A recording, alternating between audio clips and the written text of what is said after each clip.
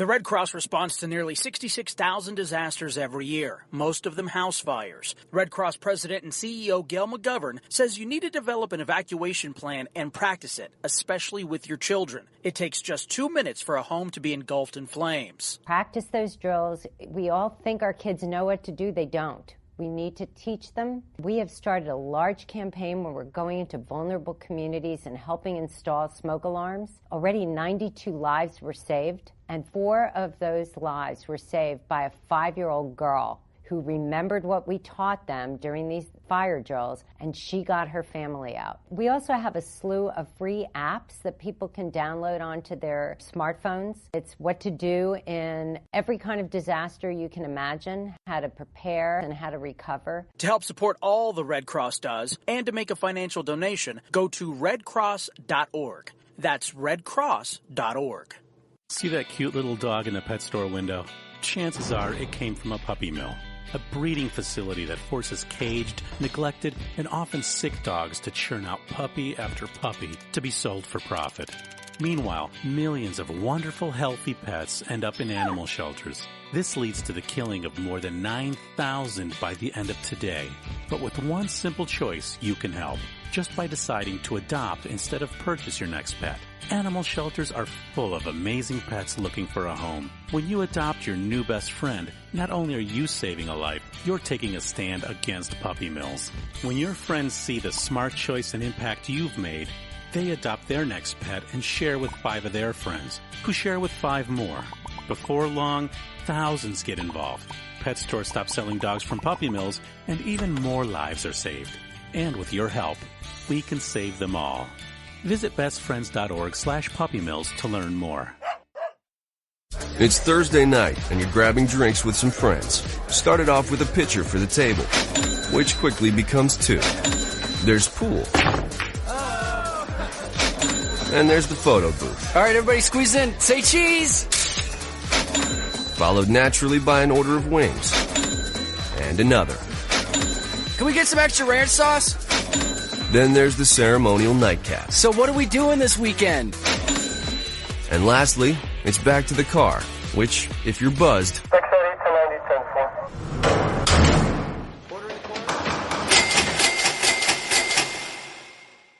could be the most expensive night of your life. Getting pulled over for buzz driving could cost you around $10,000 in fines, legal fees, and increased insurance rates. Nothing kills a buzz like getting pulled over for buzz driving, because buzz driving is drunk driving. Brought to you by the National Highway Traffic Safety Administration and the Ad Council. Every day, the men and women of the United States Marine Corps demonstrate their commitment to defend the American way of life. Since 1775, we have served our nation as a force in readiness. From combat operations to humanitarian assistance in every corner of the world. No matter where the mission takes us today or wherever our country needs us tomorrow, we always remember the land we call home. As Marines, we take a stand for each other, for our nation, for us all, the few, the proud, the Marines.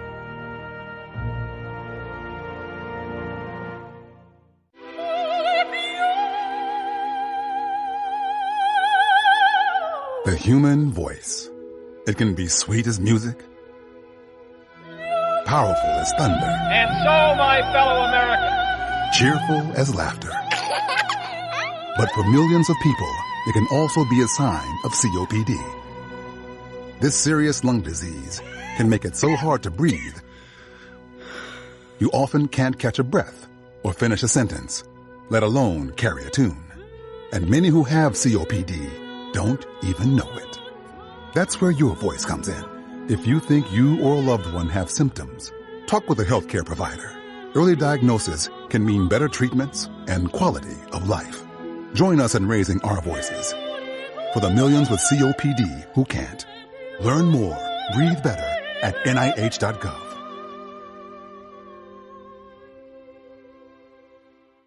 As a mother, you don't want to have to worry about this bill is coming, but then she needs this chemo.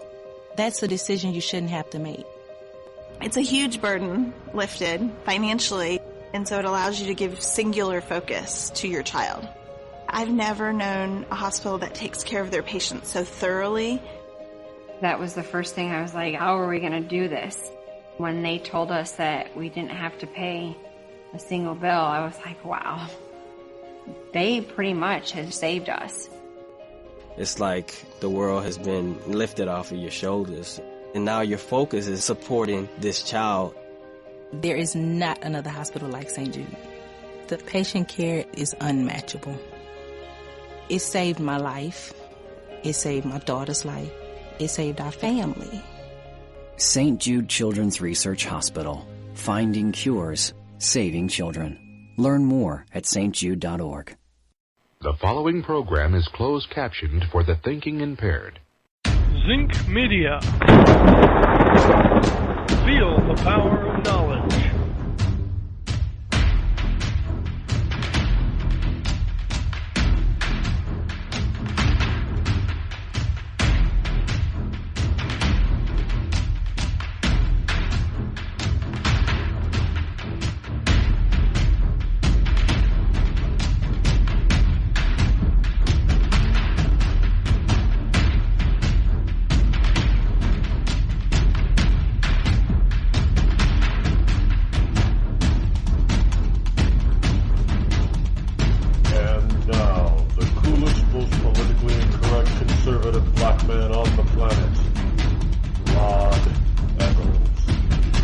Good morning to all of you liberty lovers and ecclesiastites all across the globe. It is I coming to you live this Friday morning. Welcome to Freedom Friday.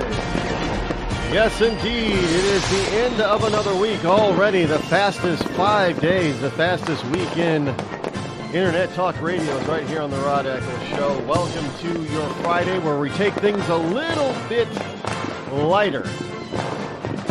We try not to be as heavy on Friday as we are during the rest of the week in order to celebrate sliding on into the weekend. Now, this weekend, of course, is an extended weekend. It is the end of summer celebration. Yes, it is Labor Day weekend. Of course, you can participate this morning. The call-in number is 603-835-3226. Again, just about anything goes, 603-835-3226, and that is a toll-free call for most calling plans for those of you in Rush Limbaugh's Rio Linda. Yes, it is. We will not be on the air live on Monday, this coming Monday. It is Labor Day after all, so we're taking the day off, but we'll be back on Tuesday with some, beginning the new week in the new season here all month long, starting next week. So adding stuff to the program, improving certain things, a new website, all that kind of stuff will be coming online starting next week, which is kind of good stuff. Excited about that. Yeah, the new website's I think it's pretty damn cool. But we'll see how, we've done some testing. It works, but we'll see how it works when it actually goes live and all of y'all out there are pushing the buttons and stuff. That's the real test. But in any case, so here it is, September number 1 in the year of our Lord 2017. And there's a lot of people down in the Texas area. Not just Texas. I'm getting complaints from people, and I'm not the only one getting complaints. I see actual stories, news items being written and talked about on the news about what's happening down in Texas. How you have some people panicking for no reason. There is there is a gasoline shortage in parts of Texas right now, and that is due to the public creating the shortage. You see, they've either reduced, basically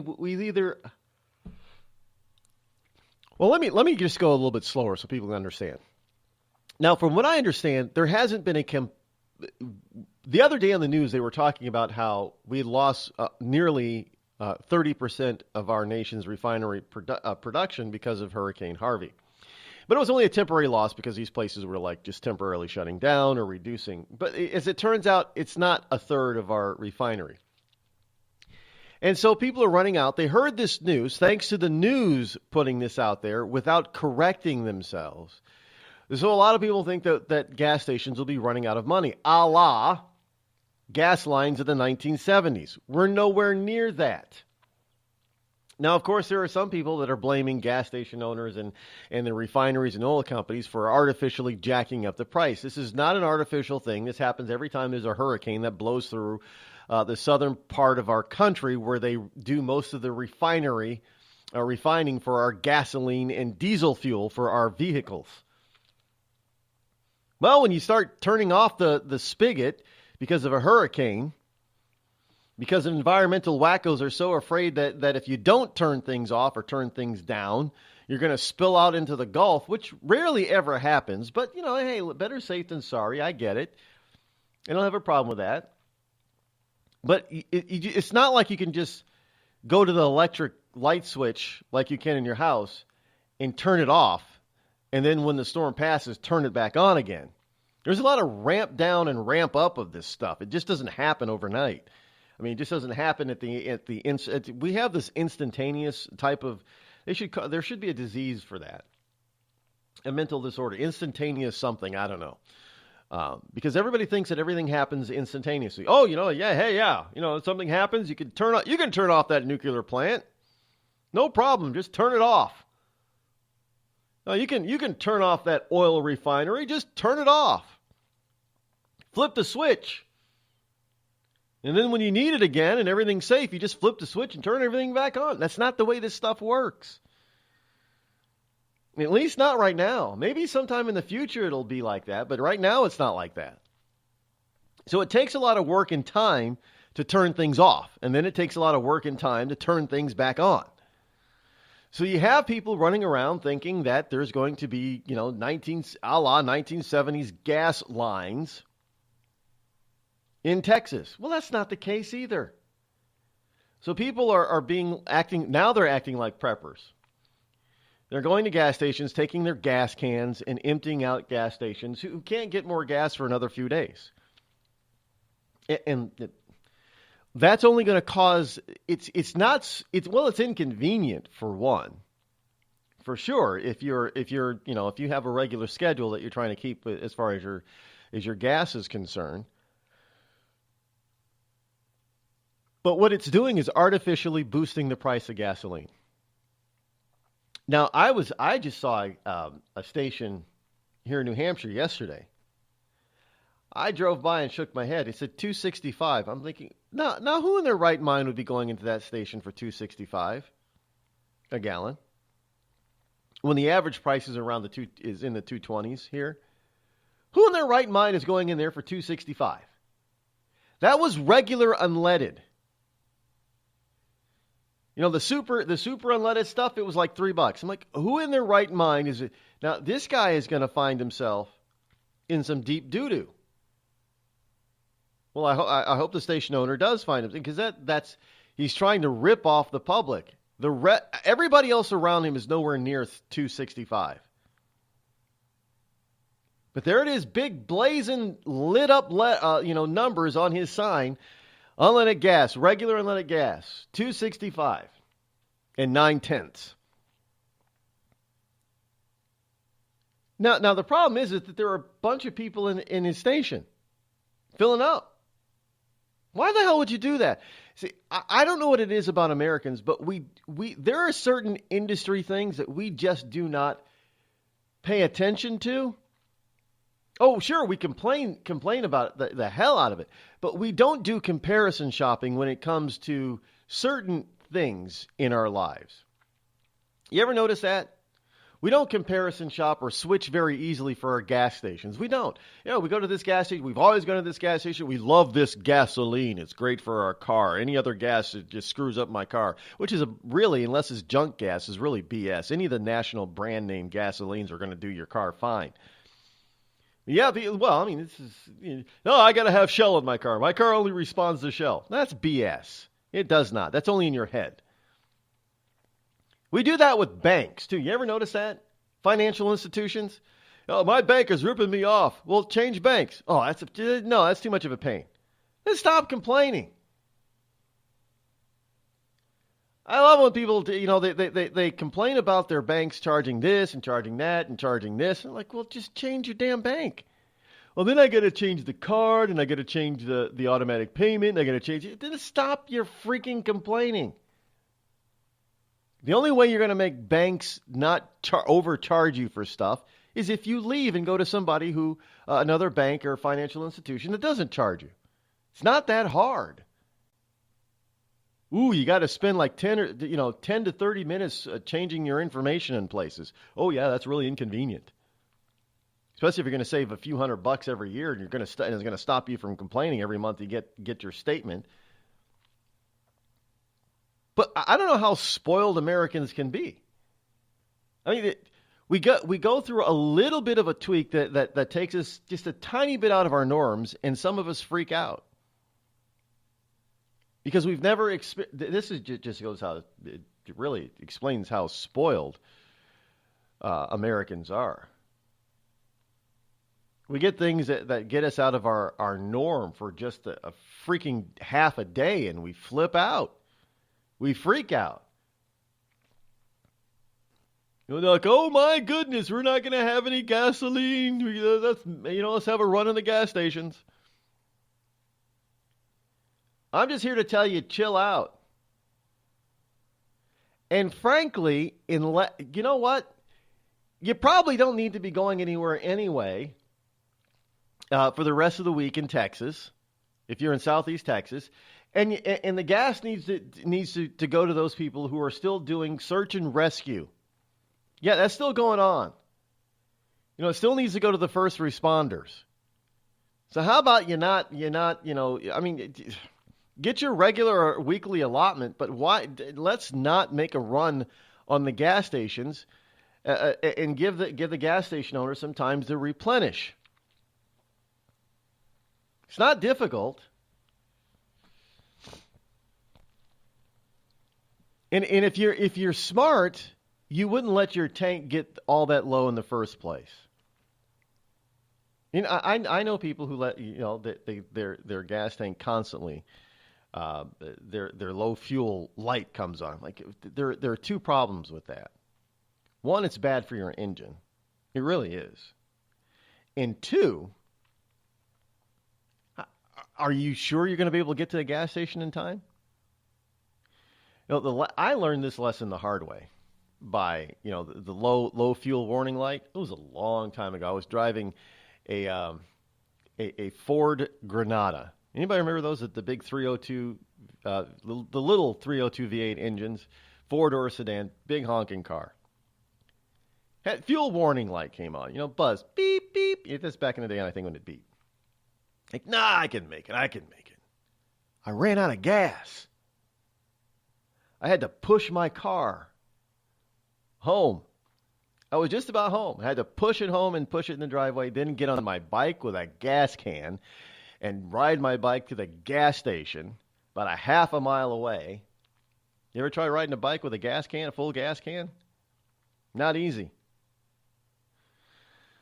So I had to ride back, put it in. I had to prime the car, because you run out of gas. You got to sit there. It takes a couple of minutes to prime the car and prime the pump and all that. It was a carburetor. It's not like, it's a little bit different. So you had to prime the damn thing to get it to start again. That was the last time I ever let my car, on purpose, get below a quarter of a tank. But I mean, people do it regularly.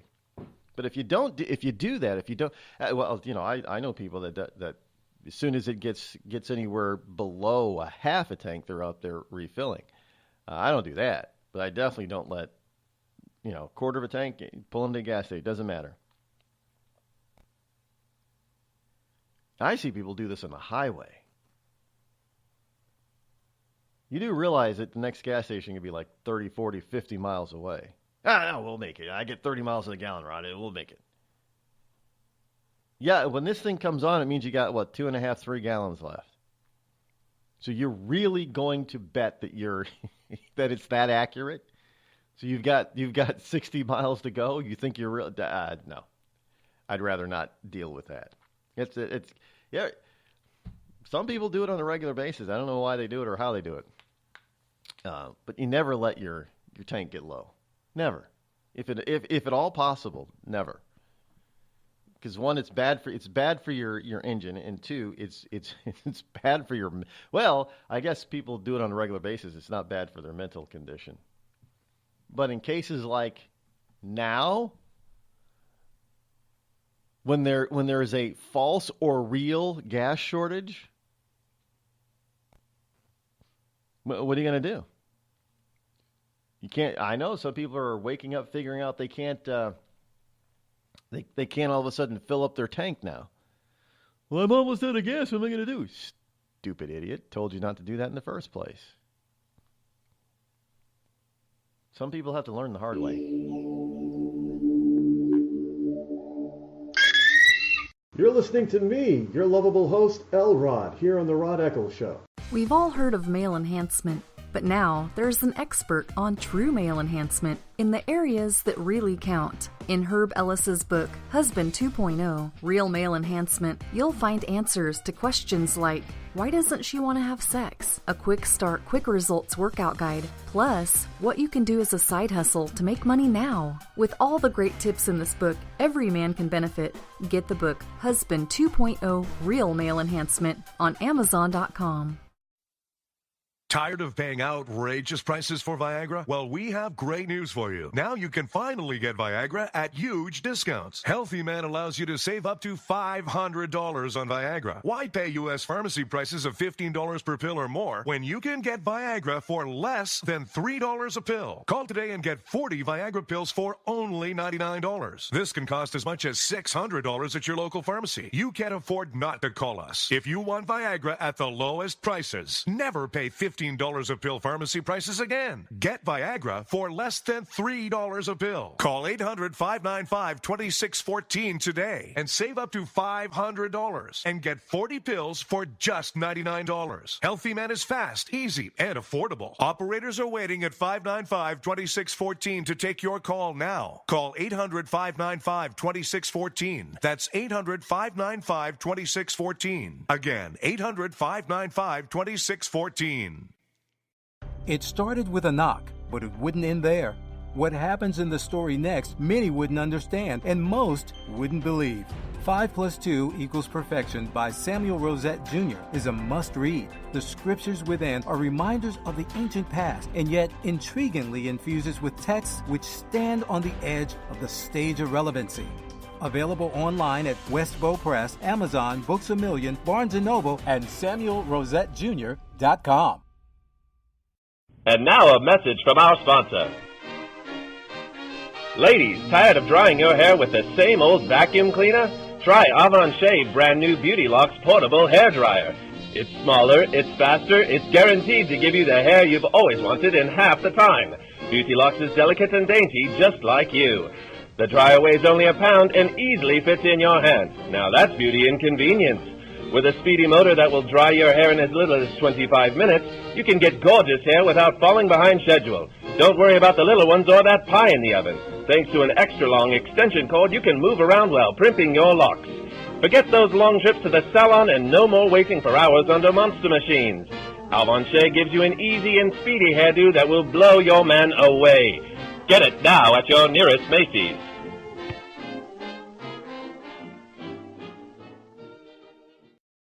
You're listening to The Rod Eccles Show. Let truth be told.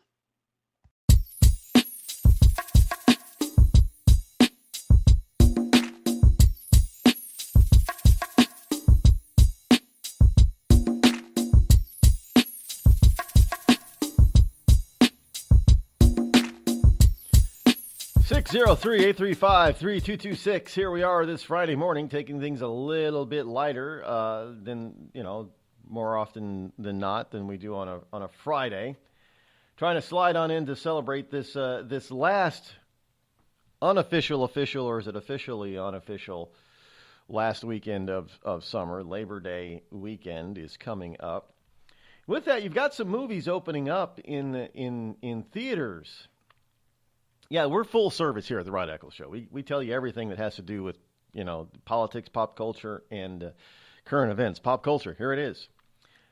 Here's something to make many of you feel old. Not me, because I'm better than that. I don't feel old ever. Yeah, there are some days I feel twice as old as I actually am. But here's something to make you feel old.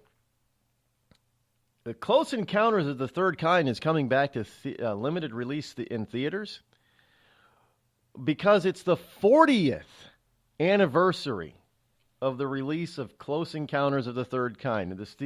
Remember, 40 years for Close Encounters, folks. 40 years ago. This thing was, it has, do you realize that puts Drew Barrymore at over 40? Drew Barrymore was in this as a little kid. Little Drew. Yeah, she's over 40 now. She was like 5 or 6 in this movie? Maybe 3 or 4. I don't know. She's not that. She's that old?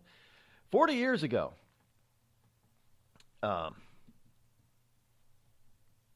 Close Encounters of the Third Kind, and everybody saw the towers, the tower, Devil's Tower in their dreams, right? In their mashed potatoes. She was born in 1975. She's 42 years old now. Drew Barrymore is middle age, 40s. Unbelievable. Yeah, that's enough to make you feel old for many people. In any case, yeah, it's kind of like, it's around the same time that you had, E.T., all that kind of stuff. Turn on your heart light. Remember that from, who was that? Neil Diamond. Yeah. C. Thomas Howell is also almost 50. So, yeah, all that stuff will make you feel old. Drew Barrymore, 42. Because she was only 2 or 3 years old in this movie. 2 years old when she made that movie. 3. That is, Okay. I thought she was older than that. But in any case. So it's the 40th anniversary for Close Encounters of the Third Kind. And there really isn't a whole hell of a lot of other stuff out there that's coming out, really. I mean, the movie theaters are not the theaters themselves, but the movie production houses, the studios, are continuing with their making and releasing crap, pretty much. I don't know of anything that's real. Well, I guess the Inhumans is Marvel's Inhumans, which opens today, is probably the biggest opening. But if you're a movie buff, I know you're going through a dry spell. And that's because I think people are just getting sick and tired of the propaganda that the leftist movie studios are putting out, not to mention the duality, of the stars, the hypocritical nature of the stars. Hey, you shouldn't have guns. Guns should be illegal while they're making movies that have nothing but guns and explosions and killing people and all that kind of stuff. Last night I watched Ben Affleck's The Accountant. It was a decent movie. Actually, I was pretty surprised, but he plays an autistic savant person that's a mass murderer. That's a new one. I got to give Hollywood on that one. That's new. But in any case, I know it's not a funny picture to think about, but yeah, Asperger's syndrome and high functioning autistic savant, killing machine. Yeah, but I think Ben Affleck. Well, he's one of those anti-gun enthusiasts. So, but he had a lot of guns in this movie. Let me tell you, and he knew how to use them. And yikes, he was kind of deadly. He didn't give you a chance. I mean, he didn't double tap you in the head. He triple tapped you. There's no way you were surviving that. But in any case, if you have some time, instead of going to the movies this weekend, go over to HBO. I think it's on HBO. Go over to HBO and check out The Accountant with Ben Affleck. It's not great, but it's worth a little bit. It's worth an hour and a half.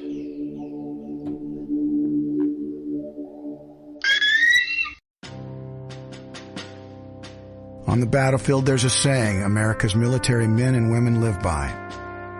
Never leave a fallen warrior behind, ever. Off the battlefield, Wounded Warrior Project operates with the same goal. We leave no warrior behind. Wounded Warrior Project is a non-profit organization created to help our men and women returning home with the scars of war. Whether those scars are physical or mental, we're here to make sure that they heal. And whether it's helping those with post-traumatic stress disorder live a normal life again, or giving much-needed support to injured warriors in veterans' hospitals. Because no one deserves our help more than the men and women who risk their lives to keep us safe. Wounded Warrior Project. We never leave a fallen warrior behind. Ever. Learn more about what we do at woundedwarriorproject.org. Think fast. In the short time it takes to listen to this message, a small flame can turn into a big fire. Several minutes more, and thick, poisonous smoke may have filled your lungs and reduced your ability to respond. Give it 5, and your entire home may be filled with flames. Keep breathing. We've got you. Don't let your world go up in smoke. Have working smoke alarms and practice an escape plan for you and your loved ones. Learn more at usfa.fema.gov, because fire is everyone's fight. Have you mixed your pain meds, your sleep meds, your allergy meds? Call the Poison Helpline. Has your child eaten a tube of toothpaste, a chip of paint, a wild mushroom? Call the Poison Helpline. Have you been bitten by a spider, a snake, an insect? Call the Poison Helpline. Poisonings can happen at the home, on the job, or in the great outdoors. Call the Poison Helpline first for fast, free advice from medical professionals. Call 1-800-222-1222 anytime, anywhere. 1-800-222-1222. Save the number, save a life. Brought to you by the U.S. Department of Health and Human Services. Hi, I'm Hillary Duff. As a mom, I'm proud to support the March of Dimes in helping more women have full-term pregnancies and healthy babies. That's why I walk in March for Babies. The money we raise funds research and local programs that help babies overcome the challenges of premature birth and birth defects. Sign up today at marchforbabies.org. Together, we can help make healthier babies possible for thousands of families. It's pretty amazing when you consider that 7 years ago, we didn't have the treatments we have now. We cure 80% of children with cancer. Go back 50 years, we were curing 20 to 30%. This is the miracle story of modern medicine. We understand what makes this cancer tick. And of course, without donors from around the world, this just couldn't happen. There's one thing we're focused on, and that's beating this thing. St. Jude Children's Research Hospital. Finding cures, saving children. Learn more at stjude.org. It's Thursday night, and you're grabbing drinks with some friends. Started off with a pitcher for the table, which quickly becomes 2. There's pool. And there's the photo booth. All right, everybody squeeze in. Say cheese! Followed naturally by an order of wings. And another. Can we get some extra ranch sauce? Then there's the ceremonial nightcap. So what are we doing this weekend? And lastly, it's back to the car, which, if you're buzzed,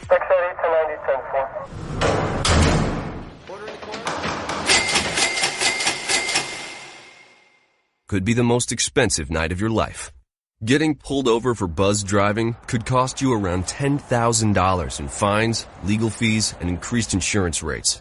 Nothing kills a buzz like getting pulled over for buzzed driving, because buzzed driving is drunk driving.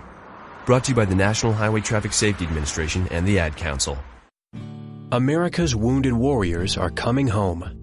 After serving on foreign shores, these brave men and women are returning to their families and communities. Many have wounds you can see, and many have wounds you can't see, like post-traumatic stress disorder. Now that these warriors are back home, they are ready to enter the civilian workforce.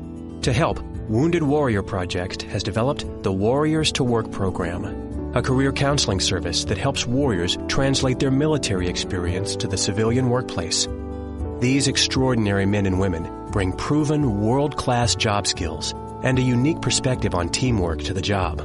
And to ensure the right warrior finds the right job, Wounded Warrior Project works with employers to find just the right match. When you hire a wounded warrior, You hire an intelligent, talented, and committed new employee. Contact Wounded Warrior Project at findwwp.org. Welcome home the brave.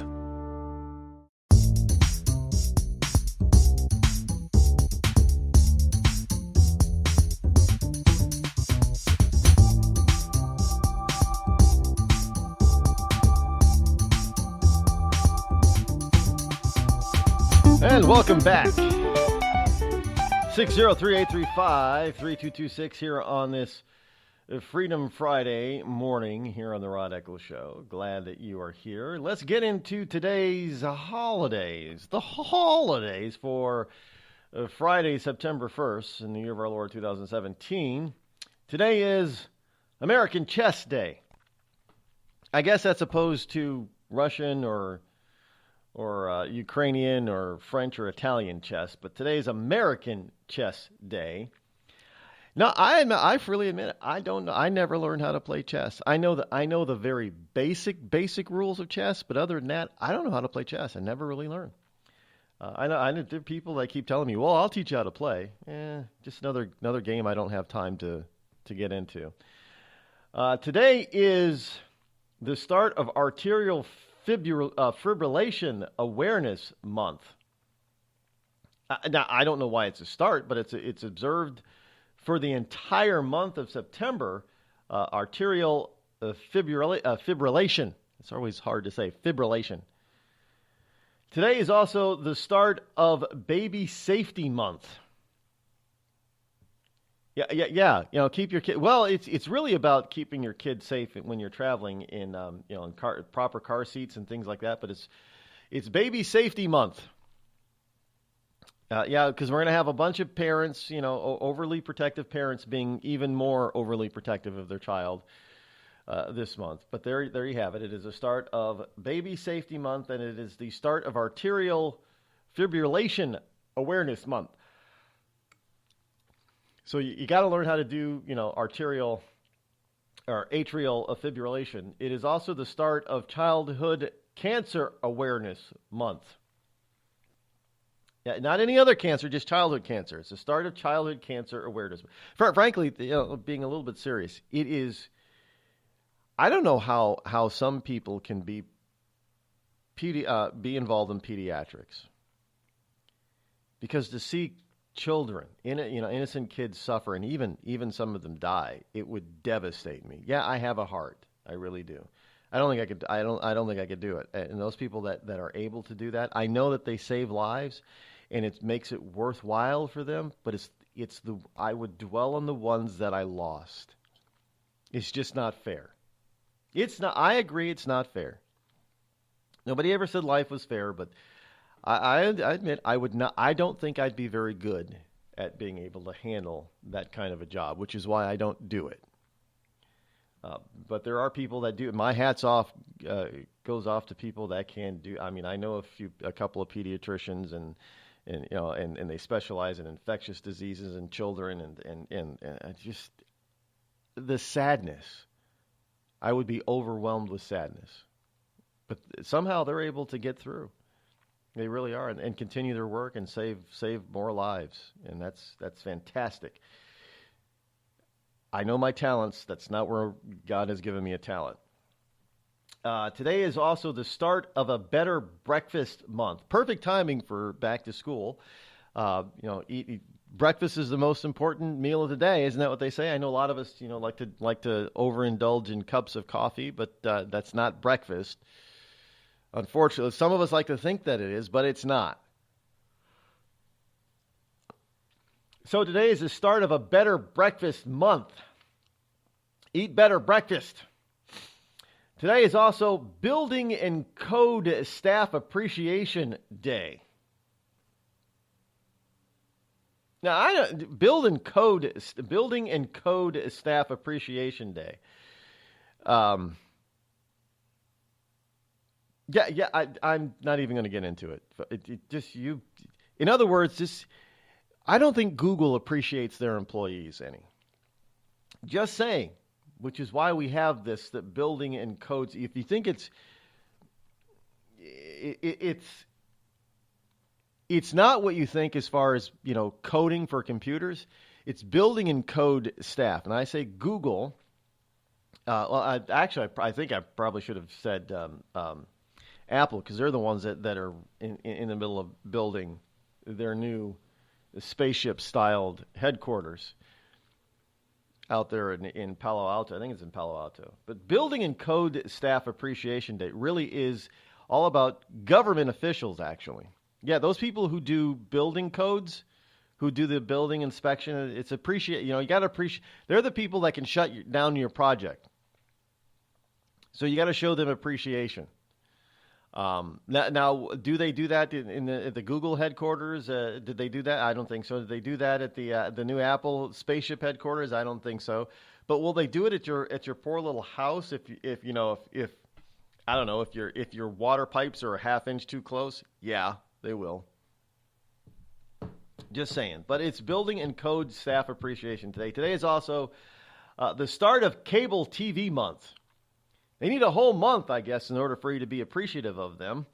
And more and more people every month are cutting the cable cord. So I guess they need to have Cable TV Appreciation Month. Today is also Chicken Boys Day.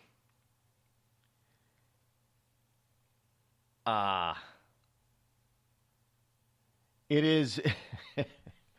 It marks the day of the ceremonial birthday of Chicken Boy, a 22-foot tall fiberglass statue of a chicken. I kid you not. It's also the start of Classical Music Month. Not a bad idea. Classical music's pretty good stuff. I can get into classical, some of the old classics. And no, Creedence Clearwater Revival is not classical music. They may call it the classics from like the 60s, but it's not classic what they're talking about classical music. Classical music would be like Brahms and Bach and Beethoven. And I just named off a bunch of B's, didn't I? Yes. Today is also College Colors Day. So today is a day to be proud of your college colors. These are not gang colors. These are college colors. So you should be able to wear your college colors wherever you are today, because today is College Colors Day. And this is a day that's observed on the first Friday of each college of school year. Yes, the first Friday of each college school year. So I don't know how they pick out because colleges started at different times, just like elementary and high schools. But evidently it is the first Friday in September is evidently this College Colors Day. So you can be proud of your college colors today and today only. It is also, aptly the start of College Savings Month. So if you have little children, it might be a good time to start a college savings fund for them, because by the time they get in 18 years or so, by the time they get ready to go to college, you'll have at least, depending on where they go to school, you can have their full tuition or at least part of their tuition all set and paid for. Today is also the start of Fall Hat Month. Well, it will be getting cooler, and you'll need to start wearing warmer hats, but these are not stocking knit caps that you wear in winter. These are more fashionable things, I suppose. So the start of Fall Hat Month. It's also start of Happy Cat Month, self-explanatory. It's also the start of Gynecologic Cancer Awareness Month, the start of Healthy Aging Month. We just talked about it being 40th anniversary of a movie, along with one of its stars now being middle-aged at 42. It's the start of Hunger Action Month, the start of International Square Dancing Month. My God, I hate square dancing. I had to do that when I was in elementary school and middle school. Can't stand it. I know there are people that love it. I don't. That's one holiday I'm not celebrating. I'm not celebrating International Square Dancing. Who's international? Do-si-do is international? Today is also the start of Integration Month. Integration meaning generational and racial. It's also the start of International Update Your Resume Month. So if you're looking for a new job, it's a good time to start. This is the month to do that in. It's also the start of Leukemia, Lymphoma, Melanoma Awareness Month, self-explanatory. The start of library card sign-up. Go get your library card. Today is also the start of National Americana Month. I actually have a board on Pinterest called Americana. You might want to check it out. But it is the start of, in other words, Americana is proud of being American. So, yes, today is the start. The month of September is National Americana Month. It's also the start of Little League Month, which is really kind of the end of Little League now. Little League starts in the spring. Little League is baseball. It's also the start of Blueberry Popsicle Month. Blueberry popsicles actually have having a whole month. It's also National Cherry Popover Day. Today, just today, not a whole month. It's the Cherry Popover Day. It is also to go along with Chicken Boy Day. It is also the start of National Chicken Month. It is also the start of National Cholesterol Education Month. Get your cholesterol down. The National Coupon Month. This is the month of coupons, I guess. Super couponing, extreme couponing. Child Obesity Awareness Month starts today. National Courtesy Month starts today. Be courteous all month long, I guess. National Fruit and Veggie and Matters Month starts today. Start of National Head Lice Prevention Month starts today.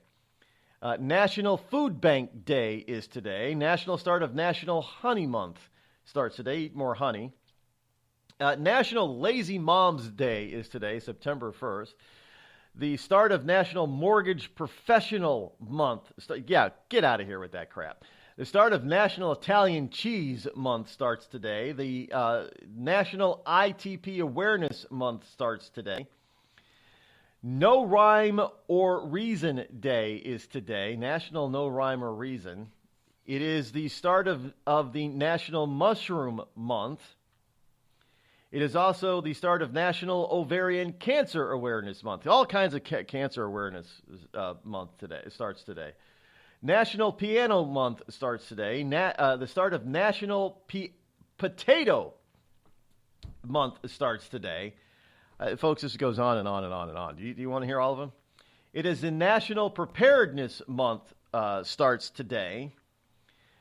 National Recovery Month, also known as National Alcohol and Drug Addiction Recovery Month, starts today.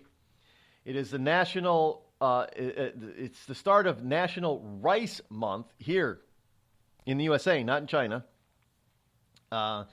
It is the start of National Save a Tiger Month. The start of National Sewing Month. That's a dying art, sewing. National Sickle Cell Awareness Month. National Suicide Prevention Month starts today. It is National Yoga Month starts today. Newborn Screening Awareness Month starts today. Pain Awareness Month starts today. The start of Pet Smile Month in the United Kingdom, UK, starts today. Today is also Pink Cadillac Day. We going riding on a freeway of love. Yeah, Pink Cadillac today. By the way, the Queen of Soul, Aretha Franklin, evidently played her last concert last month, so... If you've never saw her in concert, I guess you never will. The start of Polycystic Ovarian Syndrome Awareness Month starts today. Prostate Cancer Awareness Month begins today. And Pulmonary Fibrosis Awareness Month begins today as well. Today is also the start of a Read a New Book Month starts today. Self-Care Awareness Month starts today. Start of Self-Improvement Month starts today. Save Your Photos Month starts today. Digitize those photos. Wear Teal Day is today. Yes, International Wear Teal Day. Today is also start of Whole Grains Month. The start of Senior Care Health Month. A Toy Tip Executive Toy Test Day is today. I have no idea what that is. Today is also World Letter Writing Day, so write a letter to anybody. Write a letter. Actually write, not type a letter, actually write a letter. That's today. Today's world. I don't know who you're going to mail it to. You could snail mail it. Help save the post office. Yeah. Those are, well, what a plethora of days and months.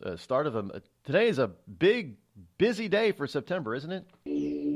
Happy holidays to you. Hello, America. It's me, your history. I remember a time when we thumbed our nose in a king's face, sent him packing. And when fascists and emperors talked a little bit too loud, we showed up, tore their cities to the ground, and then rebuilt them just to prove we could. We put men on the moon, we won a Cold War, and we elected fearless leaders who led fearless people. What the hell happened to you, America? Back in my day, we didn't elect a big-eared community organizer. We punched him in the kidney. Maybe it's time you came home, America. Home where you belong. We've all heard of male enhancement, but now there's an expert on true male enhancement in the areas that really count. In Herb Ellis's book, Husband 2.0, Real Male Enhancement, you'll find answers to questions like, why doesn't she want to have sex? A quick start, quick results workout guide, plus what you can do as a side hustle to make money now. With all the great tips in this book, every man can benefit. Get the book, Husband 2.0, Real Male Enhancement, on Amazon.com. Tired of paying outrageous prices for Viagra? Well, we have great news for you. Now you can finally get Viagra at huge discounts. Healthy Man allows you to save up to $500 on Viagra. Why pay U.S. pharmacy prices of $15 per pill or more when you can get Viagra for less than $3 a pill? Call today and get 40 Viagra pills for only $99. This can cost as much as $600 at your local pharmacy. You can't afford not to call us. If you want Viagra at the lowest prices, never pay $15 a pill pharmacy prices again. Get Viagra for less than $3 a pill. Call 800-595-2614 today and save up to $500 and get 40 pills for just $99. Healthy Man is fast, easy, and affordable. Operators are waiting at 595-2614 to take your call now. Call 800-595-2614. That's 800-595-2614. Again, 800-595-2614. It started with a knock, but it wouldn't end there. What happens in the story next, many wouldn't understand, and most wouldn't believe. 5 + 2 = Perfection by Samuel Rosette Jr. is a must-read. The scriptures within are reminders of the ancient past, and yet intriguingly infuses with texts which stand on the edge of the stage of relevancy. Available online at Westbow Press, Amazon, Books A Million, Barnes & Noble, and SamuelRosetteJr.com. This is Free America broadcasting on the Rod Eccles Show with a message to all patriots trapped behind the lines in California, New York, Boston, and Chicago. Don't give up, true lovers of America. Even as we speak, moves are being made to drive the invaders back to the land from which they came, defeat the would-be dictators, and lift the chains of tyranny from around your neck. Stay strong. Stay brave. You're not forgotten, and you're not alone. Until next time, patriots, this is Free America signing out. Call Rod now, 603-835-3226. Lines are open.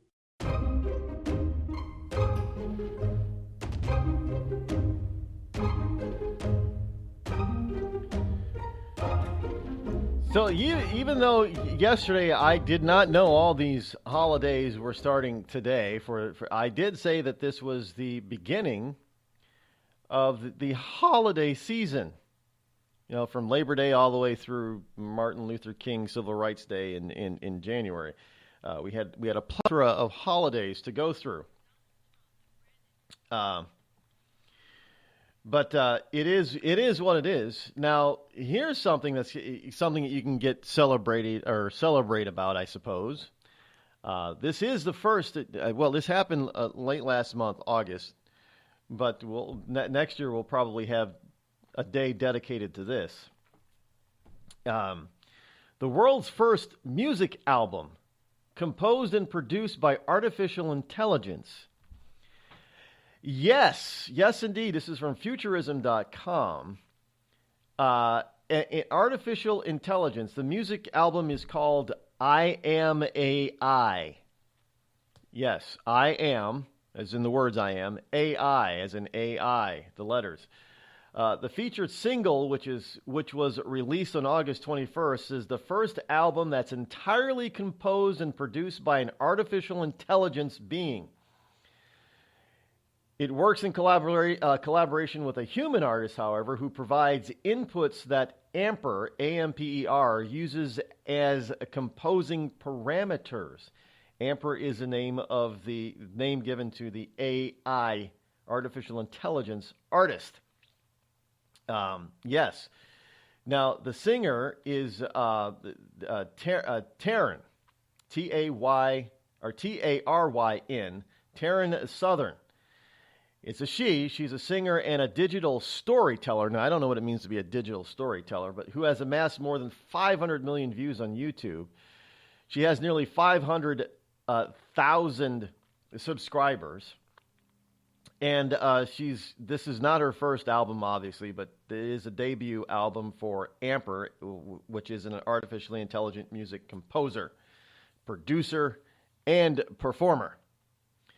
Now, the AI was developed by a team of professional musicians and technology experts and is the very first AI to compose and produce an entire music album. The album is called, again, I Am AI, and the featured single was released, Break Free was released on August 21st of 2017. So you got a bunch of musicians running around out there who are actively pursuing ending their own careers with artificial intelligence. So computers are going to make our music from now on?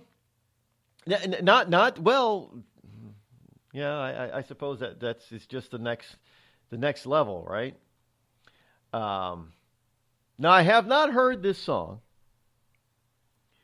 or any of the album from the artificial intelligence. It can't be any worse than a lot of the other stuff that's being foisted upon us. Will we have an artificial intelligence Jay-Z or an AI Beyonce? Or will we get robotic? We got all these robots now that they're coming out, the sex bots. Will we get robotic Kardashians? Is AI going to replace all these real life people in their lack of talent? I'm just saying. I know I'm going to get slammed for it. Jay-Z's a genius, man. He's a musical genius like Kanye West. Now, I think they all suck, personally. Not my kind of style of music. If you like it, great, but I don't think that they're all that great. So could we replace them with somebody better? Maybe a computer or a robot would do better. Would we be able to people are talking about, being able to download somebody's consciousness and to digitize it and download it into a computer or a robot. Will we get Jay-Z to be around with us forever? Could we do that?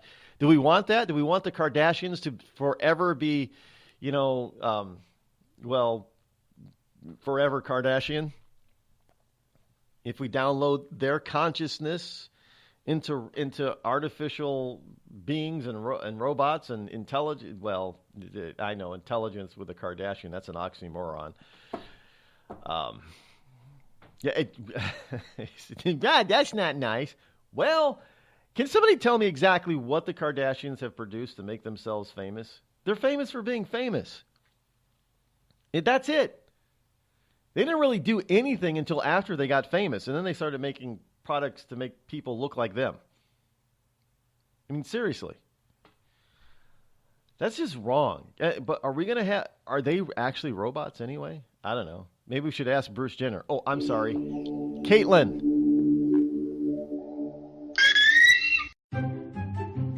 Have you ever thought to yourself, I'm a leftist elite Hollywood a-hole? If so, good news. The Rod Eccles Hollywood Community College is now open, featuring such courses as unemployment is not paid vacation. No, Americans don't want to spend $19 for an order of French fries, and the ever popular shut the hell up.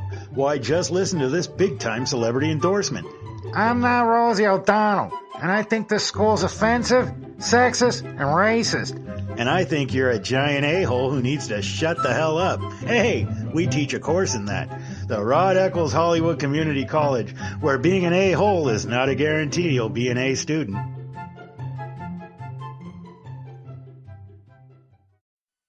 I considered suicide so I wouldn't put my family through all the pain. Many of our warriors are returning home from the battlefield, only to face a new war as they struggle with devastating injuries. At Wounded Warrior Project, we understand. We're there to help. Even though you think you're broken, you're not. It's the physical and the emotional healing that Wounded Warrior Project provides. With a gift of just $19 a month, you can join Wounded Warrior Project. You'll help provide critically needed programs and services that rebuild lives. Beautiful. There you go, buddy. The ongoing needs of our wounded and their families will continue for many years to come. Now is the time to show your support.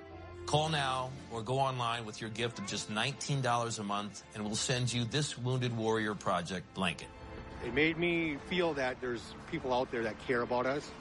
After this event, we can finally maybe start to heal as a family and move forward. We need your help. The families are hurting. For many of our wounded heroes, the greatest casualty is being forgotten. That's why your gift of just $19 a month is so important. Please, call or go online right now. Think fast. In the short time it takes to listen to this message, a small flame can turn into a big fire. Several minutes more, and thick, poisonous smoke may have filled your lungs and reduced your ability to respond. Give it 5, and your entire home may be filled with flames. Keep breathing. We've got you. Don't let your world go up in smoke. Have working smoke alarms and always stay in the kitchen when cooking at high temperatures. Learn more at usfa.fema.gov, because fire is everyone's fight. And now, a message from the American Migraine Foundation. It's an absolute nightmare. I was terrified. It was like your head's gonna explode.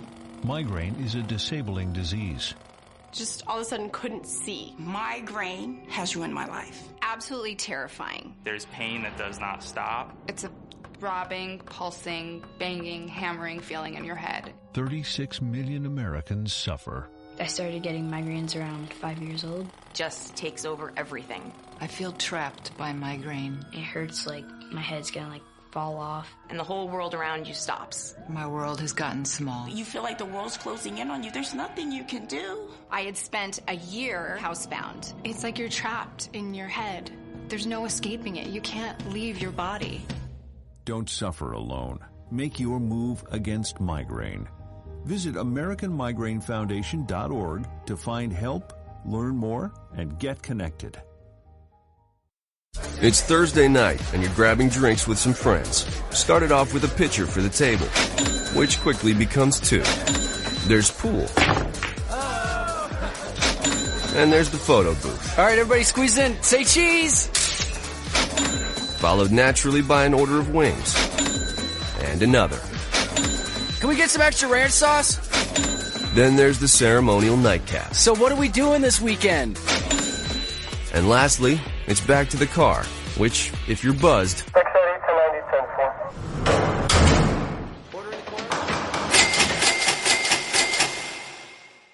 could be the most expensive night of your life. Getting pulled over for buzz driving could cost you around $10,000 in fines, legal fees, and increased insurance rates. Nothing kills a buzz like getting pulled over for buzz driving, because buzz driving is drunk driving. Brought to you by the National Highway Traffic Safety Administration and the Ad Council.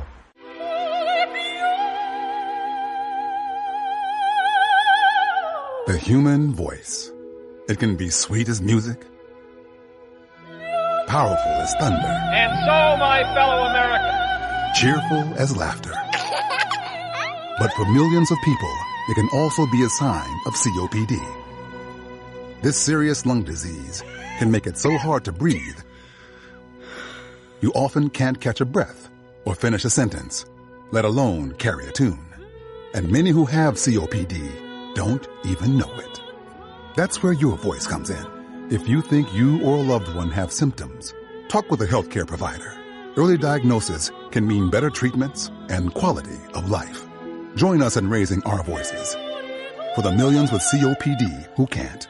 Learn more, breathe better at NIH.gov.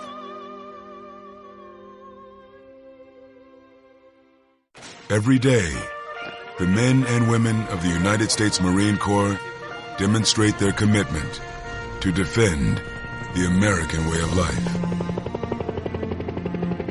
Since 1775, we have served our nation as a force in readiness. From combat operations to humanitarian assistance in every corner of the world. No matter where the mission takes us today, or wherever our country needs us tomorrow, we always remember the land we call home. As Marines, we take a stand for each other, for our nation, for us all. The few, the proud, the Marines.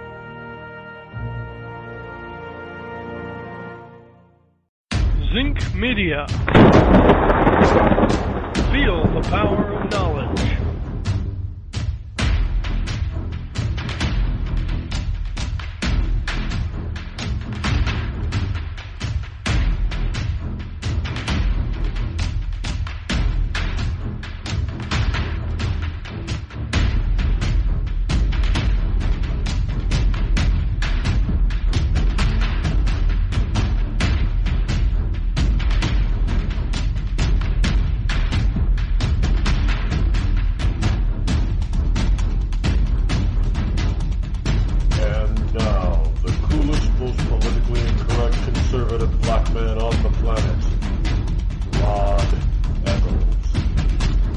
Welcome back to all of you liberty lovers and ecclesiastics all across the globe. Welcome to Friday. Welcome to Freedom Friday. Yes, indeed. As with every Friday, this Friday is no exception. We like to take things a little bit lighter, and today is Friday, September number 1 in the year of our Lord 2017. Which means that it is Friday and it's the first day of the month, so just about anything goes today. 603-835-3226 is the call-in hotline number, where you can talk about just about anything on your mind as we slide on into the final hot summer weekend of the season. At least that's what some people think. Because this is the official, unofficial end of summer, or is it the unofficial, official end of summer this weekend? One of those two. In any case, glad that you are here celebrating this holiday with me as we just read off all the different holidays that are coming into effect this month to kick off the holiday season. One of the things that maybe there should be a new holiday. This is the season, we should call it the National Season of Historical Ignorance Day, or month, or season, or what have you.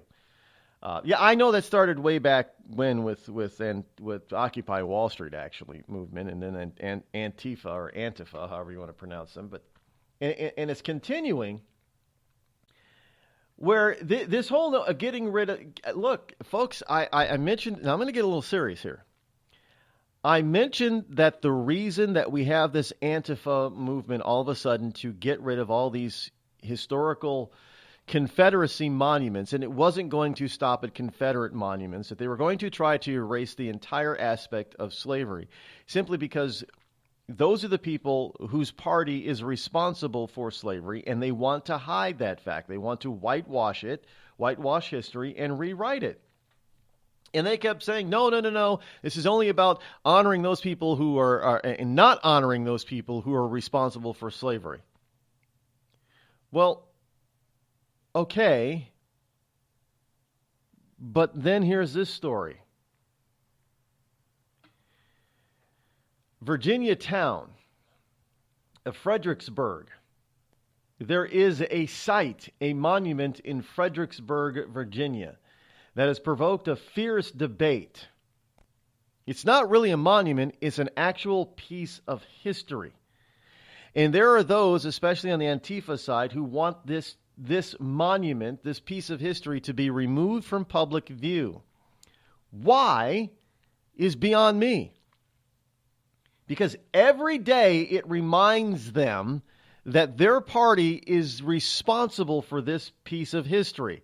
What is this piece of history? Well, it is an actual slave auction block. And you have some people on the left who say, we feel uncomfortable because it represents something that we never want to see again. See what?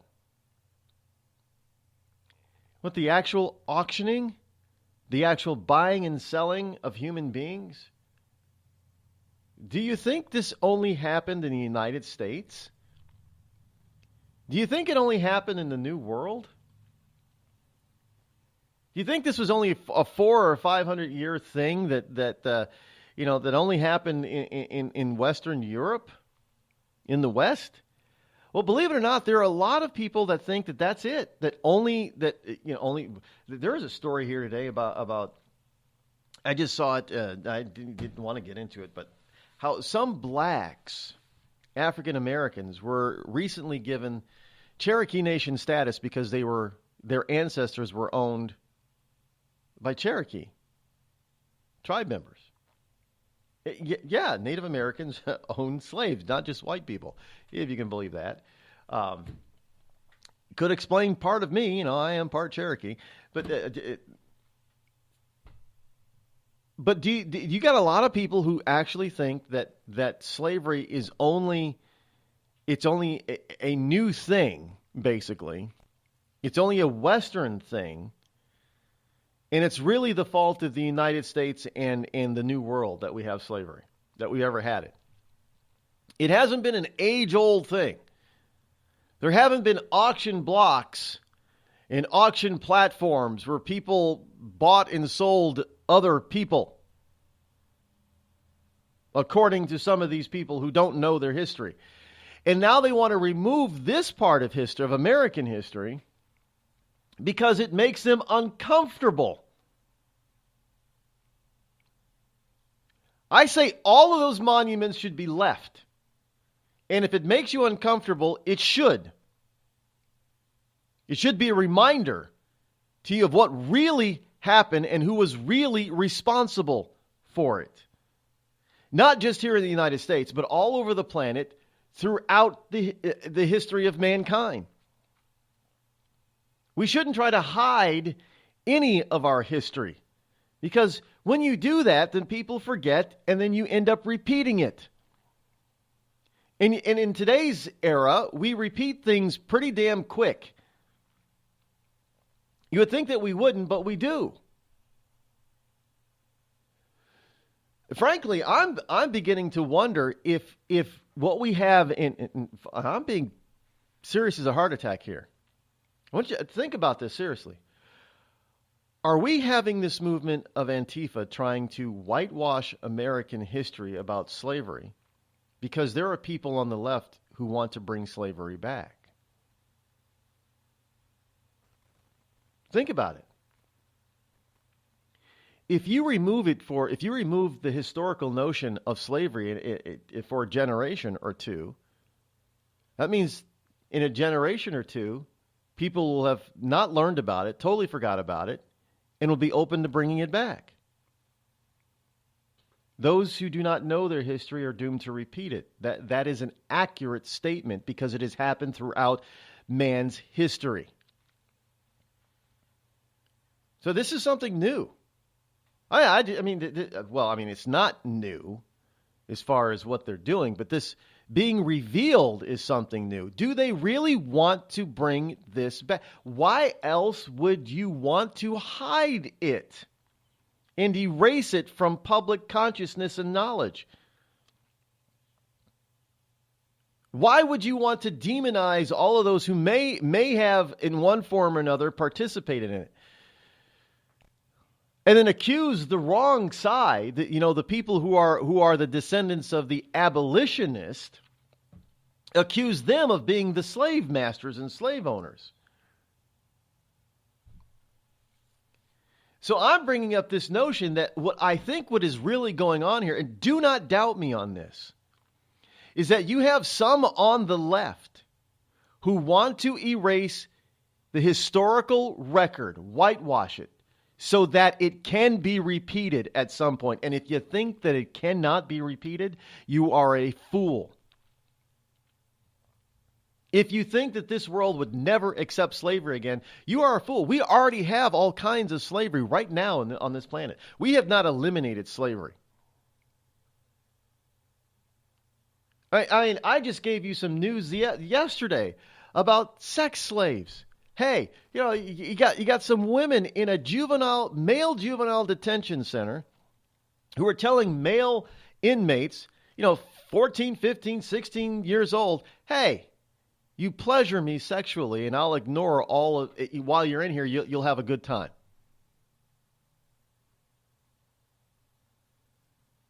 That's sexual slavery.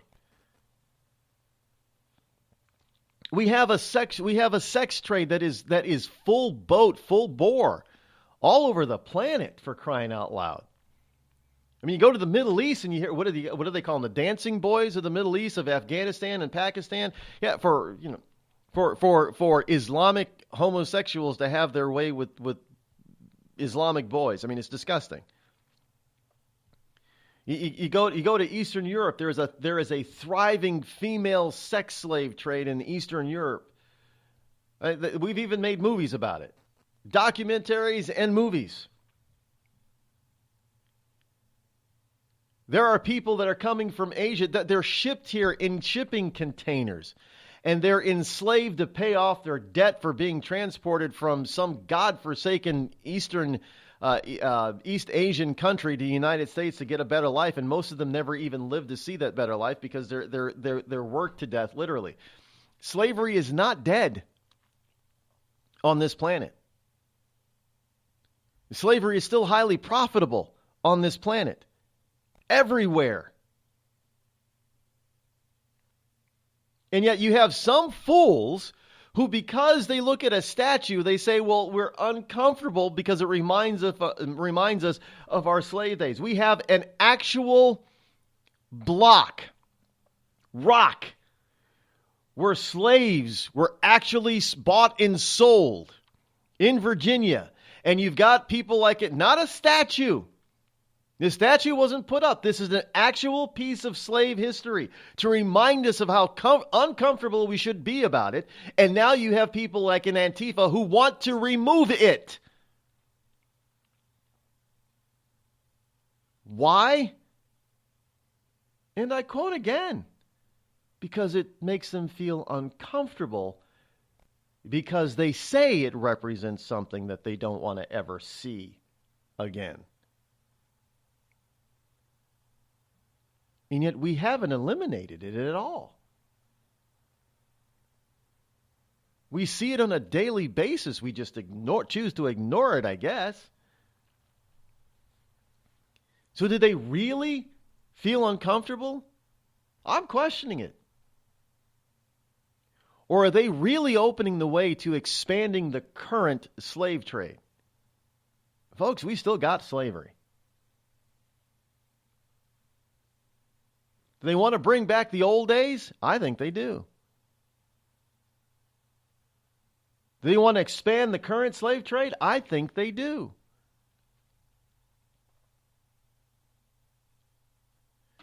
Do they want to keep people from learning the truth about the past so they can get it to be repeated?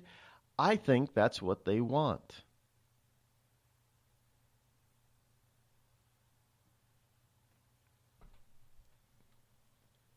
You have an actual piece of history that isn't a monument that was erected.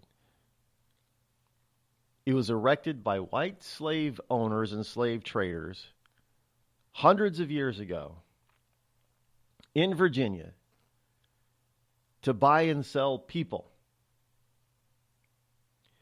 And modern day Virginians, well, they're probably not Virginians, Antifians, you want to call them that, Antifa members, and Democrats, white Democrats, are now so uncomfortable with seeing an historical location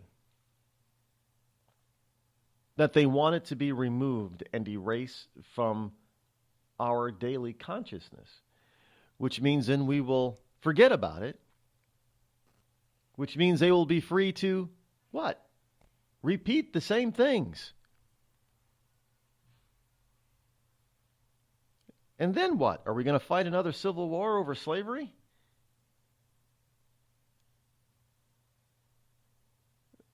folks, these people are insidious. Make no mistake about it. I'm telling you right now, the reason why they're trying to get rid of all this historical documentation is so they can whitewash history, because they want to bring it back. Because, hey, they haven't eliminated slavery anywhere on the planet. It's more profitable today than it has ever been, and it is more prolific than it has ever been. Don't doubt me. You're listening to the Rod Eccles Show, the coolest, most politically incorrect, conservative black man on the planet. Tired of paying outrageous prices for Viagra? Well, we have great news for you. Now you can finally get Viagra at huge discounts. Healthy Man allows you to save up to $500 on Viagra. Why pay U.S. pharmacy prices of $15 per pill or more when you can get Viagra for less than $3 a pill? Call today and get 40 Viagra pills for only $99. This can cost as much as $600 at your local pharmacy. You can't afford not to call us. If you want Viagra at the lowest prices, never pay $15 a pill pharmacy prices again. Get Viagra for less than $3 a pill. Call 800-595-2614 today and save up to $500 and get 40 pills for just $99. Healthy Man is fast, easy, and affordable. Operators are waiting at 595-2614 to take your call now. Call 800-595-2614. That's 800-595-2614. Again, 800-595-2614. We've all heard of male enhancement, but now there's an expert on true male enhancement in the areas that really count. In Herb Ellis's book, Husband 2.0, Real Male Enhancement, you'll find answers to questions like, why doesn't she want to have sex? A quick start, quick results workout guide, plus what you can do as a side hustle to make money now. With all the great tips in this book, every man can benefit. Get the book, Husband 2.0, Real Male Enhancement, on Amazon.com. It started with a knock, but it wouldn't end there. What happens in the story next, many wouldn't understand, and most wouldn't believe. 5 + 2 = Perfection by Samuel Rosette Jr. is a must-read. The scriptures within are reminders of the ancient past, and yet intriguingly infuses with texts which stand on the edge of the stage of relevancy. Available online at Westbow Press, Amazon, Books A Million, Barnes & Noble, and SamuelRosetteJr.com. You know, a couple of weeks ago, a long-haired young person came into our bank and said to me, I bet you won't lend me money to buy an electric guitar. Well, he was making $100 a week, and he was over 18, and I said, I bet you I will lend you money to buy an electric guitar. And I did. So what happens? The punk gets busted for possession of dangerous drugs, and we're out $350. There's one thing about kids nowadays. You don't have to give them credit. Universal Bank. We trust you. About as far as we can throw you.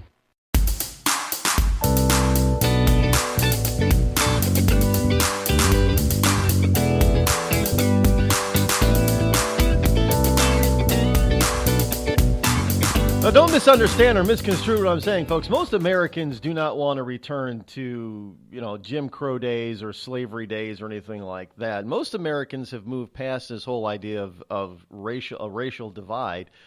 And you can just look at it in your own neighborhood. I mean, we have more kids of mixed race parents than ever before.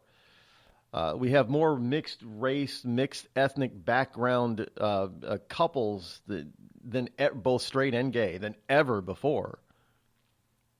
People are, in general, Americans and Westerners, period. I mean, that's Western Europe too. In general, people have gotten a lot better, moved past race. They don't see skin color usually at first.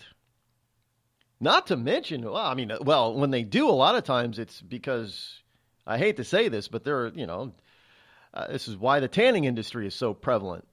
People like to have people with skin color or skin tone. They think it looks better. And so, if anything, they're seeing ethnic diversity as forms of beauty, which weren't viewed that way before. So we've come a long way in our race relations. There are lots of people who don't see skin color, really. Not as we used to see. I mean, they still see it, but they look at it as something different now. As you know, you have a look. You've got the internet. You've got all kinds of stuff. You know, people that prefer redheads and people who men and women who prefer black guys and men and women who prefer black women and men and women who prefer Latinos and men and women who prefer Asians. And there's something for everybody, and they're not populated with very low numbers. These are big sites, by the way, meaning that there are a lot of people who do not look at race or ethnic backgrounds as negative anymore, but rather as positives. But make no mistake about it, you still have a small minority of people, and they're on the Democrat side, and they're Antifa laden, who would love to see a return of domestic unsettlement, domestic unrest. Because what do you have with Black Lives Matter? You have a minority of black people out there who say they hate white people. They don't want to be with white people. They want to segregate from white people. And you have in certain aspects, you have certain, they call them neo-Nazis and alt-right, but they're actually leftists who say, well, yeah, we kind of agree with the Black Lives Matter. We should separate the races. We should stay separate. They're all Democrats. They're not Republicans or conservatives. They're all Democrats. And what are these people out there doing? You got Black Lives Matter. You got Antifa running around out there talking about let's remove all of these statues. Do you have any conservative groups out there running around removing historical statues no matter who put them up? No. We're saying leave them up because it's a reminder of what history actually was. The only people who are demanding that this crap comes down, and they're demanding so hard and so bad that if we don't take them down as fast as they want them to, they will go out there in the dead of night and destroy them themselves. Forget what the rest of us want. So I ask you, is my theory so far off that these people are actually working to erase and whitewash history so they can have it repeated because that's exactly what they want? It's only logical to come to that conclusion. And I'm telling you right now, that is exactly what they want. And it's not just white people, folks. Black Lives Matter? Come on. It's not just white people at the, somebody, well, all you're going to do is blame white people. No, I'm not. There's all kinds of people. They are the vast minority of human beings, but there's all kinds of ethnic background. Racism and slavery is really diverse. Now, understand, black people aren't the only, black Africans are not the only ones who are slaves. If there's one thing about slavery on both sides, whether it be the slave master or the slave, is it doesn't know skin color or ethnic background. It doesn't.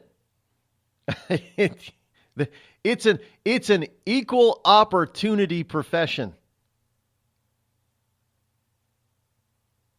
It really is. It doesn't matter who you are. You can be a slave master no matter what your ethnic background, and you can be a slave no matter what your ethnic background.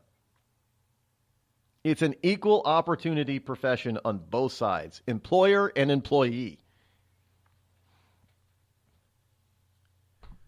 But you have those who want to be employers.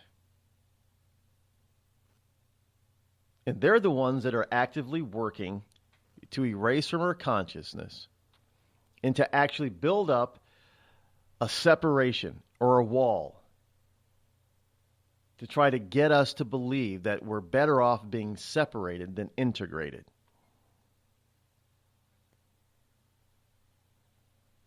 Again, I ask you, do you have a bunch of conservatives running around actively trying to separate, in this country anyway, especially, do you have a bunch of conservative groups running around trying to actively separate the races or the ethnic backgrounds? No. Who's doing most of the separation? Democrats, liberals, the alt-left, if you want to call them that. Who is trying to erase history? Is it any conservative group? No. It's the alt-lefts, socialist and communist. And by the way, communism is a huge proponent and supporter of slavery. Think about that. Dad, we need to talk. Can we just enjoy the drive? If you're not going to listen to me, who will we listen to? Jeffrey. Ah! Marcia Gay Harden, what? Eyes on the road, Dad. What are you doing? What are you doing in my back seat? How did you get in here? You're getting older. Not that old. Your brain's changing. It's natural. Yeah, that's what I was saying. Honey, I've got experience with this. Jeffrey, brain health is all about making the most of your brain as you age and helping to reduce some of the risks to your brain. Really? Now that's interesting. So, you'll talk to her about this, but not me. Marcia Gay Harden? Where did she go? Learn what you can do to help keep your brain healthy at brainhealth.gov. She didn't say goodbye. I mean, I would have. Visit brainhealth.gov.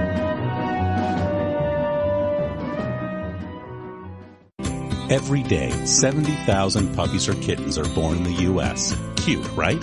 What's not cute is that half of all litters are accidents, which leads to millions killed in shelters each year.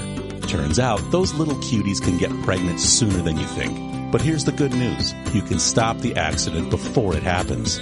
When you bring home a pet, get them fixed at 4 months old. Prevent more. Fix at month 4. Visit fixat4.com for more information. Brought to you by Best Friends Animal Society. There's a threat targeting America. One that's growing fast, but may still be hard to see. Lyme disease. Spread by tiny ticks, often smaller than the head of a pin. This dangerous disease is now more widespread than West Nile, tuberculosis, and HIV/AIDS combined. And if left untreated, it can lead to arthritis, facial paralysis, and even memory and concentration problems, often called brain fog. As the threat of Lyme disease grows to more than 300,000 projected cases each year, it's time for us to target Lyme disease. That means checking for ticks when you've been outside, even in your own backyard. It means seeing a doctor if you experience the symptoms of Lyme disease, which can include joint pain, flu-like symptoms, fever, fatigue, or sometimes a bullseye-shaped rash. Set your sights on stopping Lyme. Learn how you can target Lyme disease at targetlyme.org. Battles aren't won solely on the field. That's a common misconception. Battles are won within, over enemies of fear, enemies of doubt. In that place where promises are kept. Promises to oneself. This is a physical training event! Promises to one's community. Healthy people move debris out of their house. Promises to one's country. In the heart of every Marine, you'll find a promise. A promise forever kept. A promise of battles won.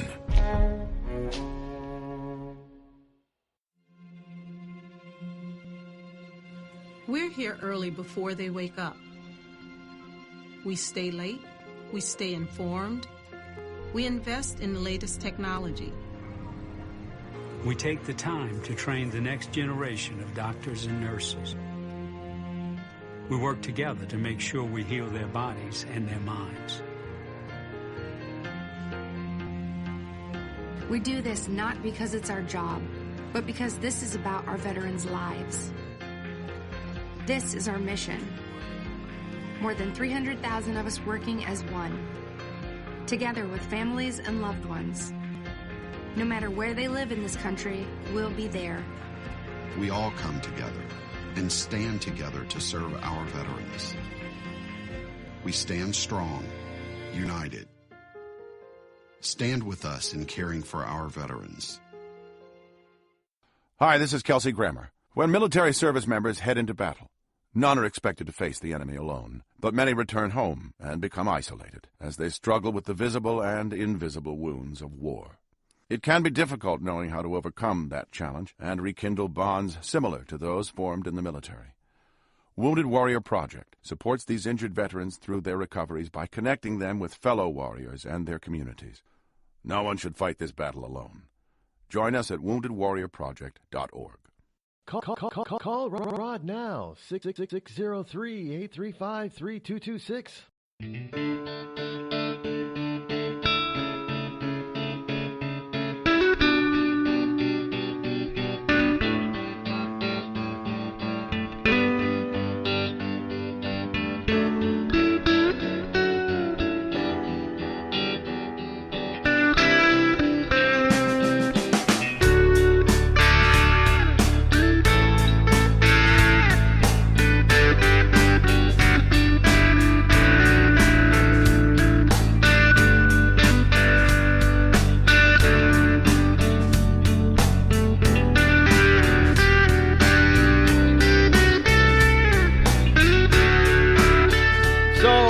As I said was going to happen, is happening, and it really began before the storm even Harvey.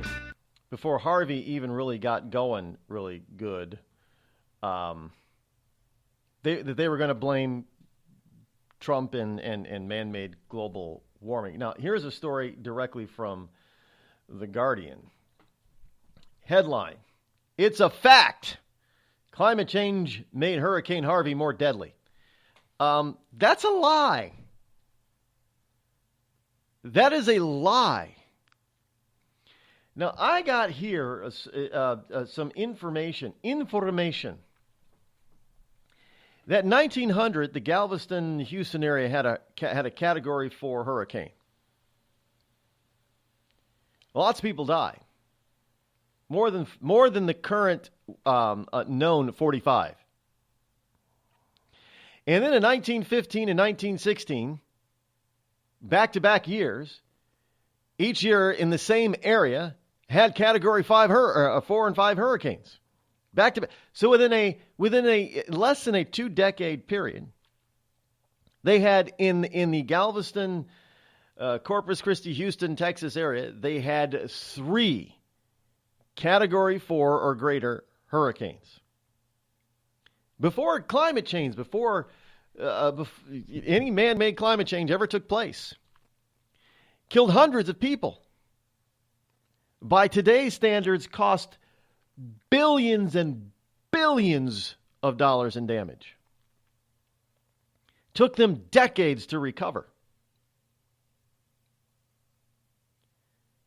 So, is it worse today?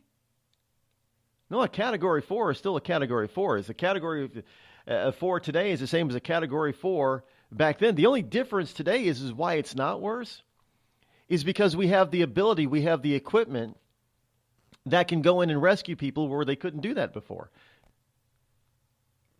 No, but they didn't have helicopters back in 1900 and 1915 and 1916. No, they didn't have helicopters. We got them today.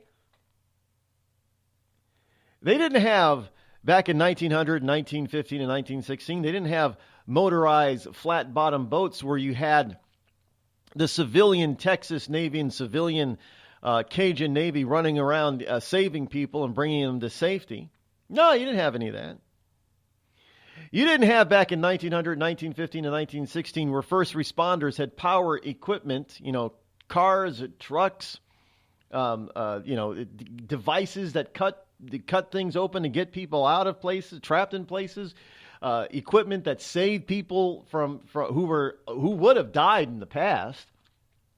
They didn't have the life-saving equipment like heart monitors and defibrillators and all that kind of stuff back in 1900, 1915, and 1916. But somehow a Hurricane 4 today is due to climate change, but 3 of them within a 15 or 16-year period back in the turn of the 20th century has nothing to do with climate change. That's okay. That's Mother Nature being Mother Nature. We haven't had the landfall on mainland USA of a major hurricane at all, in over 11 years, in nearly 12 years, over a decade. And now all of a sudden, Hurricane Harvey is made worse.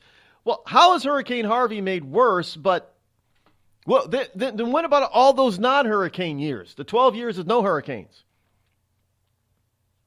How come that's not being blamed on climate change? Oh, no, that's an anomaly. That's called an anomaly.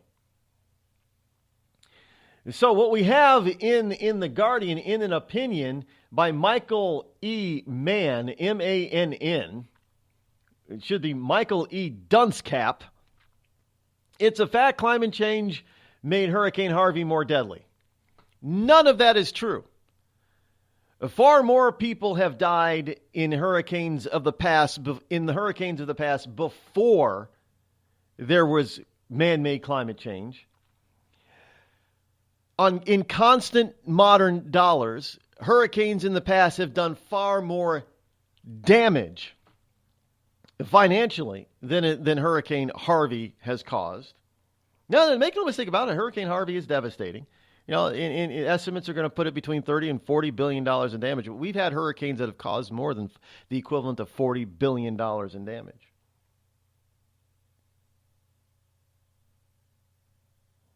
So it's a fact. It's not the worst. They will take anything that is natural, that naturally occurs. It's as if, climate change is the reason. This is history, folks. You have people out there who are now trying to equate hurricanes with climate change. In other words, you have people out there who are actually in the media who are trying to equate and trying to tell you and trying to say that the only reason we have hurricanes today is because of man-made climate change. That if we didn't have man-made climate change, we wouldn't have any hurricanes. Well, that is the biggest bunch of tripe and bullshit I've ever heard. Yeah, it is. This planet has always had hurricanes and typhoons and storms and tornadoes and all kinds of gale-type winds, storms. And the seas have always been roughed up by weather. The land has always been roughed up by weather.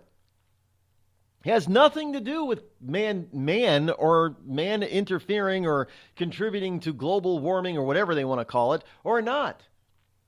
Because throughout most of man's history, in fact, you can only go back 150 years or so and say that man has ever had the ability to affect or pollute the earth at all. Because the Industrial Revolution is it's less than 200 years old. So out of all of mankind's history, this is the only time we've ever had the chance of actually, quote unquote, influencing the planet in any significant manner. So all of that stuff that happened before, the 1850s, why did we have hurricanes then? Why did we have tornadoes and typhoons and tidal surges? Why did we have all that stuff? Why did so many people die before the 1850s during weather-related events? Mankind had nothing to do with it. We were simply at the mercy of Mother Nature. Whenever Mother Nature decided that she was going to wreak havoc on humankind, she did. And now we're told, well, this is the only reason why we have hurricanes, and the only reason why Harvey is a Category 4 is because of climate change. So we've never had Category 4 or 5 hurricanes before. Hell, according to some, we've seen Category 6 hurricanes. We haven't seen a Category 6 hurricane on the planet in modern times, but according to some historical documentation, that there possibly could have been Category 6 hurricanes. Now, I don't know. What's a Category 5? It's 141 plus miles per hour? What would be a category? I think Category 6 is greater than 200 miles? Well, we've seen winds that could gust more than 200 miles per hour in Mount Washington in New Hampshire. I think that's was it 242 or something is I don't know what the wind speed record is, but I think it's a 200 40 plus on Mount Washington. As record, I mean, you know, if we can record that, if we've recorded that obviously there have been wind speeds greater than that we have not recorded, or before we could record it.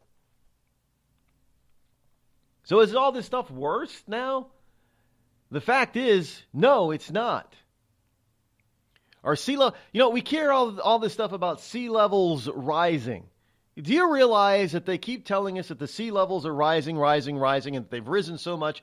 Do you realize that most of the eastern seaboard of the United States and Europe should now be underwater? Miami, New York should be underwater. London should be underwater. Denmark, Amsterdam, even with all its levees, should be underwater according to how much the seas have risen. According to all of these wonderful leftists. I'm telling you, this is the way. I mean, any low-lying city should already be underwater. They're not. Oh, it's due to pumping. We're pumping out the water. You know, Al Gore is out there. Yeah, I've seen tropical fish swimming down the streets of Miami. He's seen no such thing. There has been no such thing. There are no tropical fish, no sharks swimming down the streets of Miami. There never has been in modern times. But yet this is what we're being told. And there are people out there who are believing it and buying it. So there are people out there who are going to believe this Michael E. Mann when he says that it's a fact. It's not a fact at all. That climate change has made Hurricane Harvey more deadly, because basically what he's saying is without man-made climate change, there would be no hurricanes. That's what his piece is all about. Somehow we can eliminate hurricanes if we get rid of man-made climate change. And we know that that is historically inaccurate and false.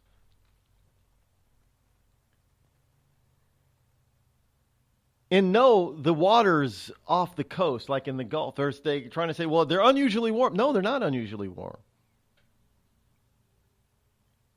You know, we go through this cycle called La Nina and El Nino. Remember that? Those are the big things. Remember about a decade ago, everybody's El Nino and La Nina, all that kind of stuff. That was the big thing. It was man causing La Nina and El Nino. And then we found out, well, no, this is just a regular pattern of ocean temperatures, ocean currents. They do this on a cyclical basis. And now we're able to within certain points of accuracy, we're able to predict when we're going to have an El Nino and La Nina. Not because we're doing anything, but this is because what the ocean has always done. And to a certain degree, the Atlantic has the same type of cyclical pattern, although not as extreme as the Pacific, but it still has it.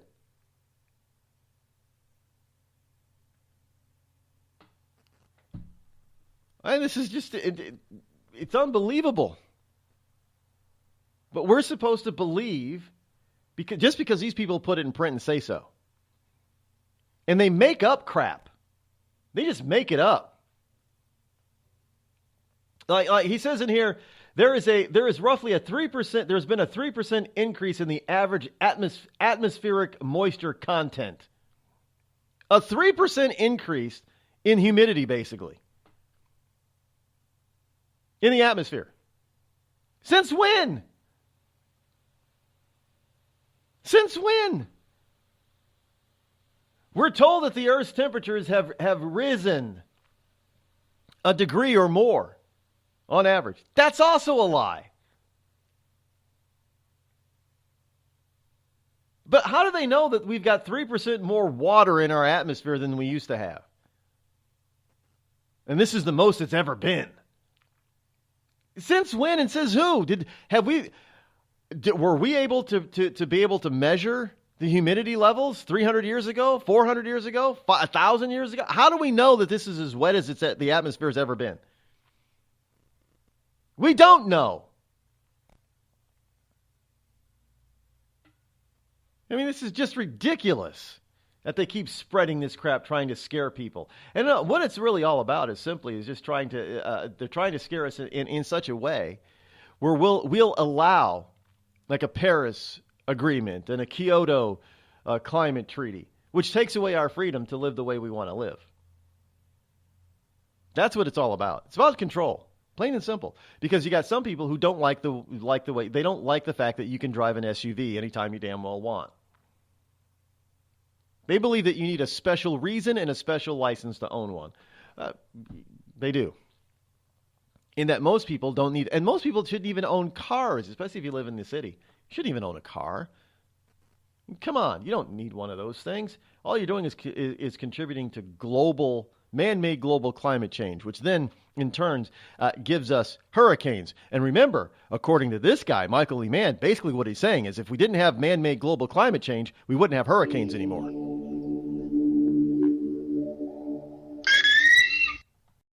I'm not Rod Eccles, and I approve this message. A couple of weeks ago, a long-haired young person came into our bank and said, "I'll bet you're a Nazi." Well, I love America, support the Constitution, and believe in capitalism. So I told him I'm not a Nazi, and I'm not. So what happens? The punk breaks out 2 windows and pepper sprays an elderly woman in the face. You know, there's one thing about long-haired young people nowadays. They're real assholes. Long-haired young people, you suck. Tired of paying outrageous prices for Viagra? Well, we have great news for you. Now you can finally get Viagra at huge discounts. Healthy Man allows you to save up to $500 on Viagra. Why pay U.S. pharmacy prices of $15 per pill or more when you can get Viagra for less than $3 a pill? Call today and get 40 Viagra pills for only $99. This can cost as much as $600 at your local pharmacy. You can't afford not to call us. If you want Viagra at the lowest prices, never pay $15 a pill pharmacy prices again. Get Viagra for less than $3 a pill. Call 800-595-2614 today and save up to $500 and get 40 pills for just $99. Healthy Man is fast, easy, and affordable. Operators are waiting at 595-2614 to take your call now. Call 800-595-2614. That's 800-595-2614. Again, 800-595-2614. We've all heard of male enhancement, but now there's an expert on true male enhancement in the areas that really count. In Herb Ellis's book, Husband 2.0, Real Male Enhancement, you'll find answers to questions like, why doesn't she want to have sex? A quick start, quick results workout guide, plus what you can do as a side hustle to make money now. With all the great tips in this book, every man can benefit. Get the book, Husband 2.0, Real Male Enhancement, on Amazon.com. It started with a knock, but it wouldn't end there. What happens in the story next, many wouldn't understand, and most wouldn't believe. 5 + 2 = Perfection by Samuel Rosette Jr. is a must-read. The scriptures within are reminders of the ancient past, and yet intriguingly infuses with texts which stand on the edge of the stage of relevancy. Available online at Westbow Press, Amazon, Books A Million, Barnes & Noble, and SamuelRosetteJr.com. Warning. Listening to the Rod Eccles Show by the Idiot Left may cause outrage, fear, a need for safety pins and or spaces. If you experience any of these symptoms or are allergic to truth, tune in and learn something.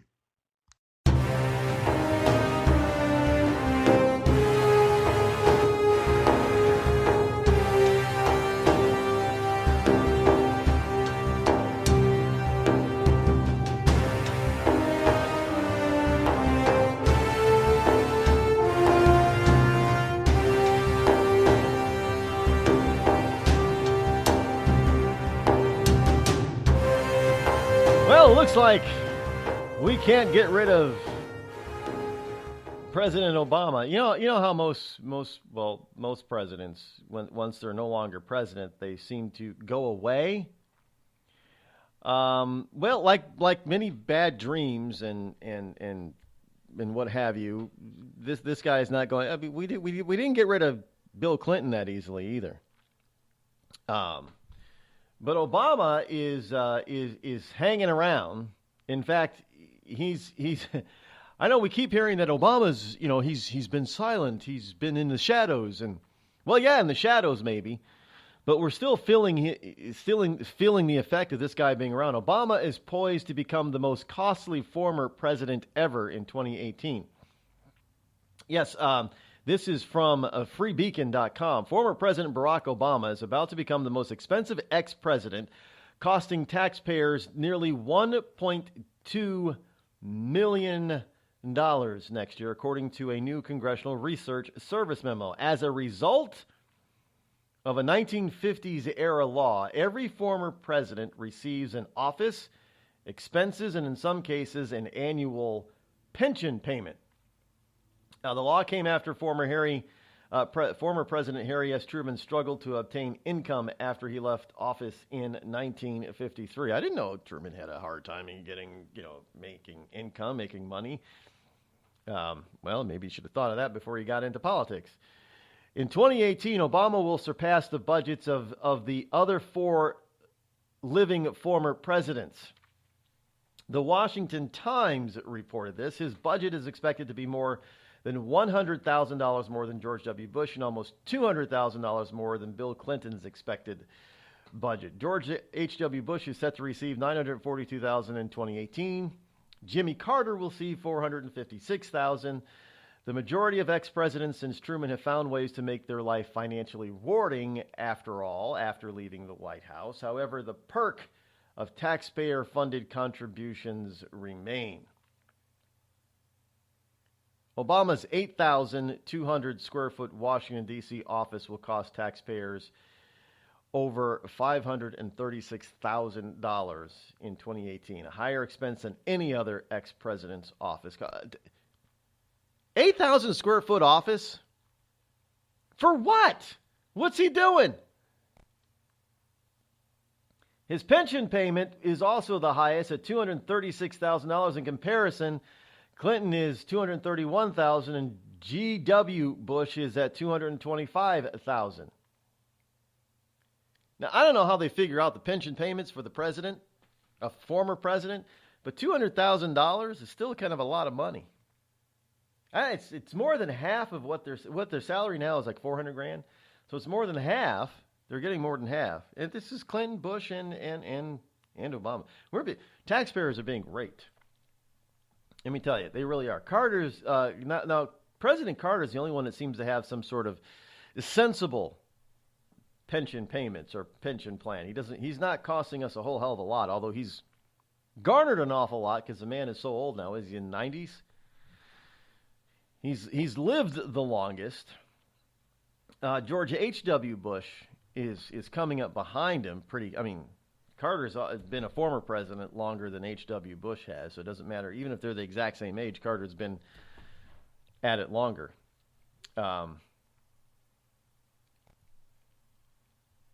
But again, he tends to be lower than most other presidents because he only served one term. Most other presidents, except for H.W. Bush, have had 2 terms. I don't think Trump is going to take much of he's not going to need much of a pension plan from the government.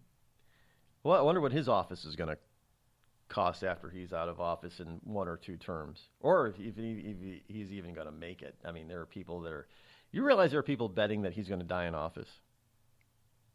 There are bookies out there giving bets that Trump won't make it through his full first term alive. Not that he's not going to survive any sort of impeachment process, but that he's going to have a heart attack or something in office. I mean, that's just sad.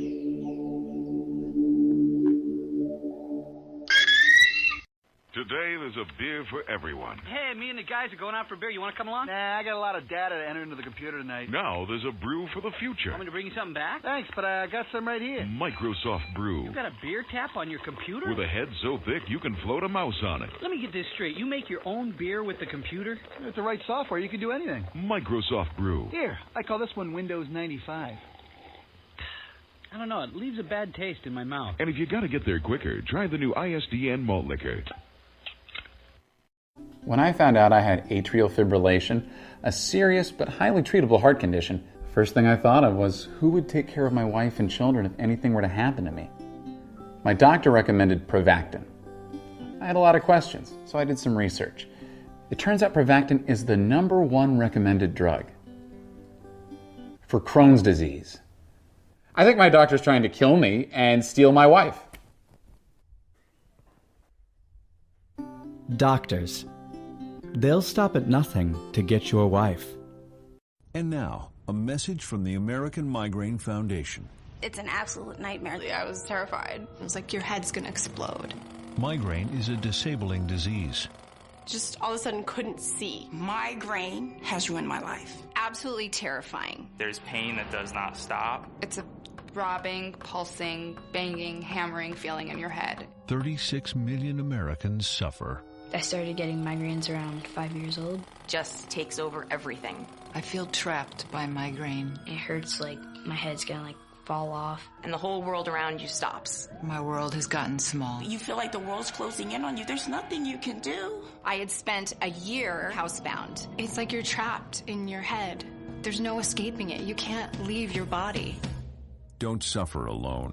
Make your move against migraine. Visit AmericanMigraineFoundation.org to find help, learn more, and get connected.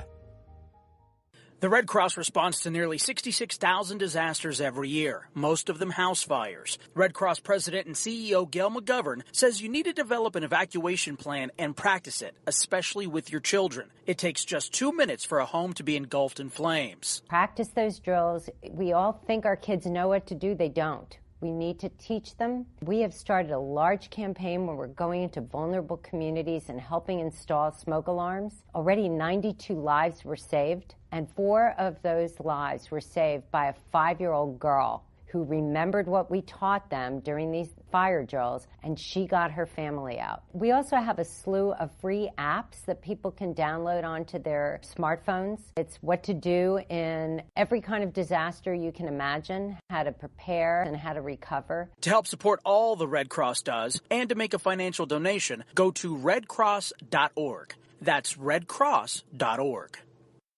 It's Thursday night, and you're grabbing drinks with some friends. Started off with a pitcher for the table, which quickly becomes 2. There's pool. And there's the photo booth. All right, everybody squeeze in. Say cheese! Followed naturally by an order of wings. And another. Can we get some extra ranch sauce? Then there's the ceremonial nightcap. So what are we doing this weekend? And lastly, it's back to the car, which, if you're buzzed,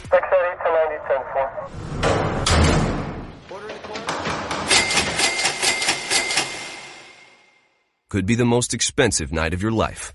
Getting pulled over for buzzed driving could cost you around $10,000 in fines, legal fees, and increased insurance rates. Nothing kills a buzz like getting pulled over for buzzed driving, because buzzed driving is drunk driving. Brought to you by the National Highway Traffic Safety Administration and the Ad Council.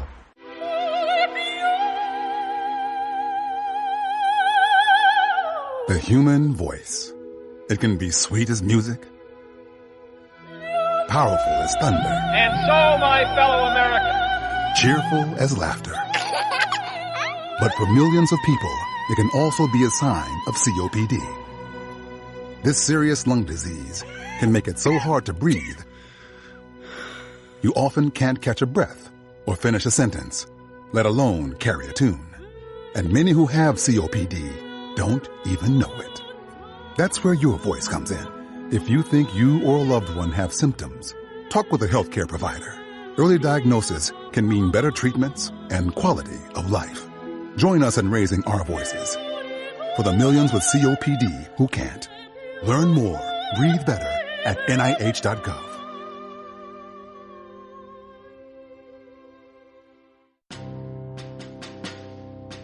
On the battlefield, there's a saying America's military men and women live by. Never leave a fallen warrior behind. Ever. Off the battlefield, Wounded Warrior Project operates with the same goal. We leave no warrior behind. Wounded Warrior Project is a non-profit organization created to help our men and women returning home with the scars of war. Whether those scars are physical or mental, we're here to make sure that they heal. And whether it's helping those with post-traumatic stress disorder live a normal life again, are giving much-needed support to injured warriors and veterans hospitals. Because no one deserves our help more than the men and women who risk their lives to keep us safe. Wounded Warrior Project. We never leave a fallen warrior behind. Ever. Learn more about what we do at woundedwarriorproject.org. Every day, the men and women of the United States Marine Corps demonstrate their commitment to defend the American way of life. Since 1775, we have served our nation as a force in readiness. From combat operations to humanitarian assistance in every corner of the world. No matter where the mission takes us today, or wherever our country needs us tomorrow, we always remember the land we call home. As Marines, we take a stand for each other, for our nation, for us all. The few, the proud, the Marines.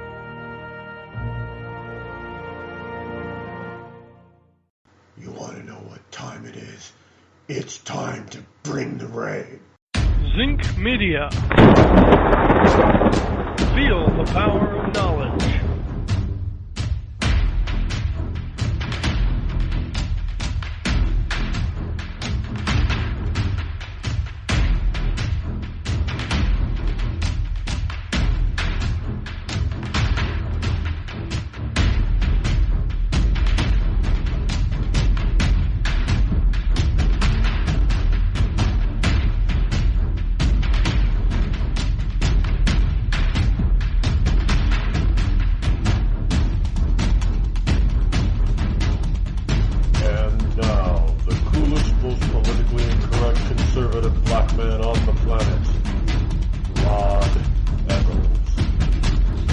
Welcome back, everyone, liberty lovers and ecclesiastites and others all across the globe. Here it is on a Friday.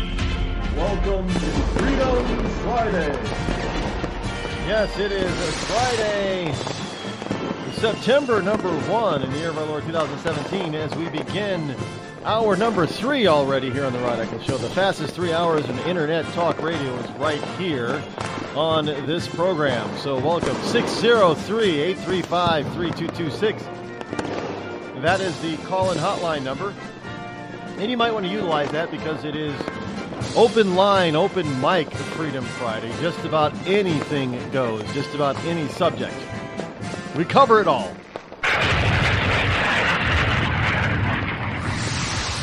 Yes, we do. We cover all the important and pertinent topics here on this program, especially on Fridays.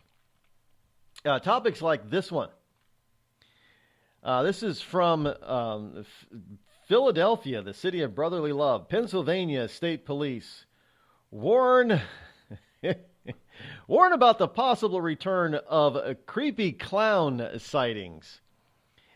The PA State Police are warning about the possible return of creepy clown sightings. Police issued a community awareness bulletin as the Stephen King movie It nears its theatrical release. I mean, I get, well, perfect timing for it, right? How much you want to bet that the most popular costume this Halloween season is going to be the It clown? I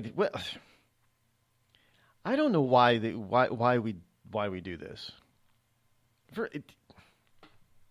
Okay, so they're going to release it in the fall because it's Halloween season type of thing, and it's when a lot of horror movies. But there are certain types of movies that probably shouldn't coincide with such holidays like this. I mean, just for obvious reasons. With the fall of 2017 upon us, so says CBS Local in Philadelphia, it's anticipated that similar creepy clown sightings could be reported starting as soon as September, in part due to the fact that the movie It will be released in theaters next week, 9/8, Friday the 8th.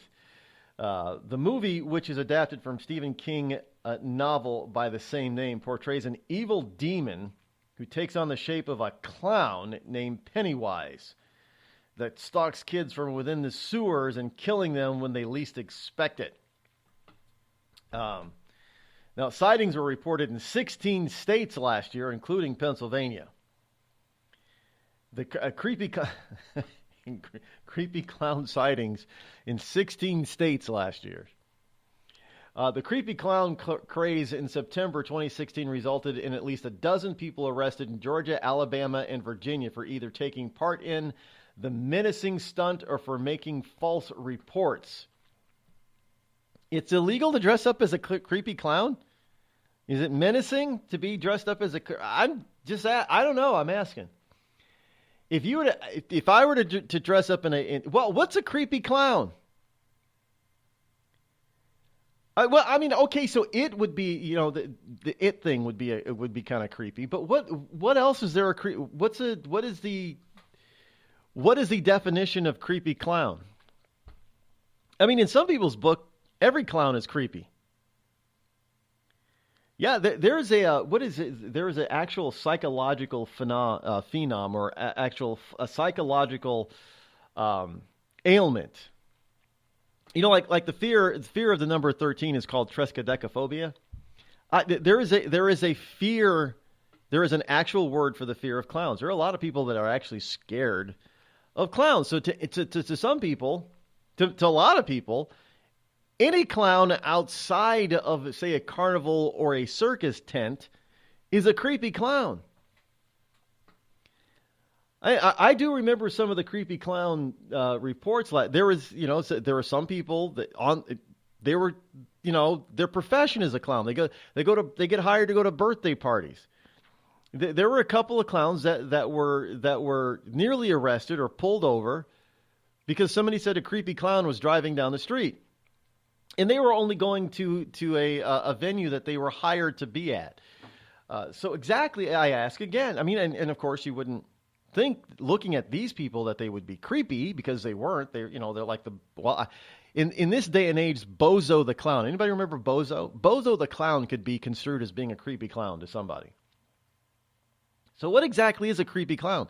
And if you are a creepy clown, does that mean that you are menacing? So you can't be a clown that stands on the street corner holding a balloon because that'll be menacing. Menacing to who? Well, what if it's Halloween? What if you're going to a Halloween party? You can't be a clown because somebody's going to construe you as being a creepy clown and menacing? Look, these are legit questions, folks. I mean, some people might think it's funny. Hey, look. It's all fun and games until you're the one that's scared by the creepy clown. Just saying. Creepy clown sightings are not new, as several were reported nationwide in the 1980s as well, going all the way back to there was the original TV series. Remember the mini movie TV mini series, whatever it was. They had the 3 or 4 nights of it. In fact, one of the stars he committed suicide in the night. What was his name? Jonathan Brandis, I think, was in it as a kid. I don't know. Maybe he couldn't take being in this series. The creepy clown got to him. I don't know the reason behind it. I don't think it was a purpose. I think it was a drug overdose. Maybe, I don't remember. It's kind of like. We've lost what's it, the other big actor, child actor, named after a river. Oh, River Phoenix. Yeah, he also overdosed, right? I think Brandeis overdosed, or maybe I don't know. I don't keep track of people that way. But anyway, Brandeis was in it as a kid. He was like 10 or 12 when they did it. And there were creepy clown sightings back then. I mean, but there weren't. I guess there weren't either people couldn't get a hold of creepy clown costume paraphernalia back then, or maybe just people just weren't as openly sick as they are today. So be on the lookout this year for creepy clowns in your neighborhood because of the release of the latest reincarnation of Stephen King's It novel as a movie, a new movie. And I've seen the previews of it, and not going to lie, the clown is pretty creepy in there. It's pretty, I mean, yeah. Even by today's standards, that's a pretty freaking creepy clown that they got in It, let me tell you. I would cross the street to avoid it. Just saying. If I saw that thing on the street corner, I would cross the street to avoid it. Yeah, so, I mean, there are going to be people out there that are going to take this too far.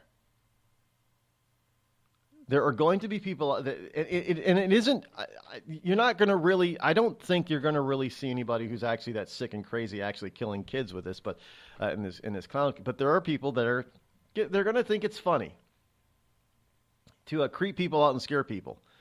And I'm not one that's easily shaken, but I'm guarantee you, if I saw somebody dressed like this It clown standing on a street corner, I would go out of my way to cross the street to avoid it. Because anybody who's crazy enough to wear that thing in public like that, there's got to be something wrong with them. And you don't need to tempt fate. Just, oh no, I can hear it now. Rod's afraid of clowns. No, I'm not afraid of clowns. But that kind of clown would be, well, a few years ago, there was, anybody remember the stupid movie, the very bad horror flick, Killer Clowns from Outer Space? Well, there were people that tried to imitate that on college campuses. I mean, it wasn't a whole hell of a lot after that movie came out. And yeah, I'd avoid those two. I mean, those are not real clowns. Neither is It.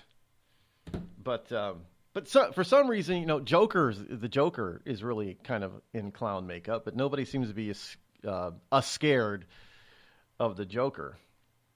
But the It clown, that's a different story. Something about It. So be prepared for creepy clown syndrome to happen this month and next month in various states, especially in Pennsylvania. The Southern Poverty Law Center transfers millions in cash to offshore entities. This is from freebeacon.com. Left-wing nonprofit pays lucrative six-figure salaries to top management. Yes, the Southern Poverty Law Center, a liberal Alabama-based 501c3 tax-exempt charitable organization that has gained prominence on the left for its hate group designation, pushes millions of dollars to offshore entities as part of its business dealings, records show. Now, I thought offshore entities were the realm of evil Republican-led corporations. Mitt Romney was demonized for having an offshore account or two. Remember that? And so now the Southern Poverty Law Center, they are Southern. They're in the South, Alabama, but they're obviously they're not poor. There's no poverty there. They're not about the law. So it's not about the law for the poor or the rich. It's just for liberal nonsense. The nonprofit pays lucrative six-figure salaries. They're getting this much money. They're paying six-figure salaries to its top directors and key employees while spending little on legal services, despite its stated intent of fighting hate and bigotry, using litigation, education, and other forms of advocacy. No, they're spreading hate is what they're doing. And look, they learned a lesson from the Clinton Foundation, the family foundation. Hey, it's a legal money laundering scheme. Well, that's what a lot of people think about the Clinton Foundation. It's a legal money laundering scheme. It's the Southern Poverty Law Center. Is what they're saying about that now, too. Well, I mean, how many? Well, they're supposed to be a nonprofit. Well, how many nonprofits do you know that people actually accept spending a whole lot of money? Remember when the Red Cross was Elizabeth Dole was making like $500,000 at the Red Cross, being the head of the president and CEO of the Red Cross, and people were ticked off, upset. I can't believe they're paying in a nonprofit that much money. Remember that? Anybody remember that? Elizabeth Dole was getting, how dare she take that money from a nonprofit? That money could go to helping people. Well, evidently, the Southern Poverty Law Center is doing something similar. Not much of its money is going to helping the PO with their legal battles. Interesting. We'll be back.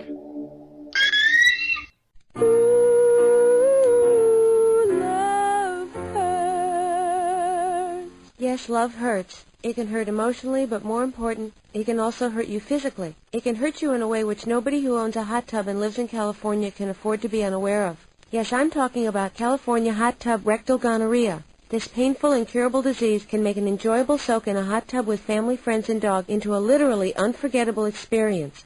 If you catch California hot tub rectal gonorrhea, not only will you walk around feeling like you're about to pass a twisted sardine can lid, you'll also smell like a pile of burning tractor tires. So don't jump out of the frying pan and into the hot tub, because if you get California hot tub rectal gonorrhea, it'll really burn your ass. This has been a public service message brought to you by the Citizens Against CHTRG Foundation.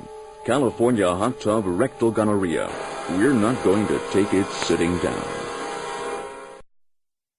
Tired of paying outrageous prices for Viagra? Well, we have great news for you. Now you can finally get Viagra at huge discounts. Healthy Man allows you to save up to $500 on Viagra. Why pay U.S. pharmacy prices of $15 per pill or more when you can get Viagra for less than $3 a pill? Call today and get 40 Viagra pills for only $99. This can cost as much as $600 at your local pharmacy. You can't afford not to call us. If you want Viagra at the lowest prices, never pay $15 a pill pharmacy prices again. Get Viagra for less than $3 a pill. Call 800-595-2614 today and save up to $500 and get 40 pills for just $99. Healthy Man is fast, easy, and affordable. Operators are waiting at 595-2614 to take your call now. Call 800-595-2614. That's 800-595-2614. Again, 800-595-2614.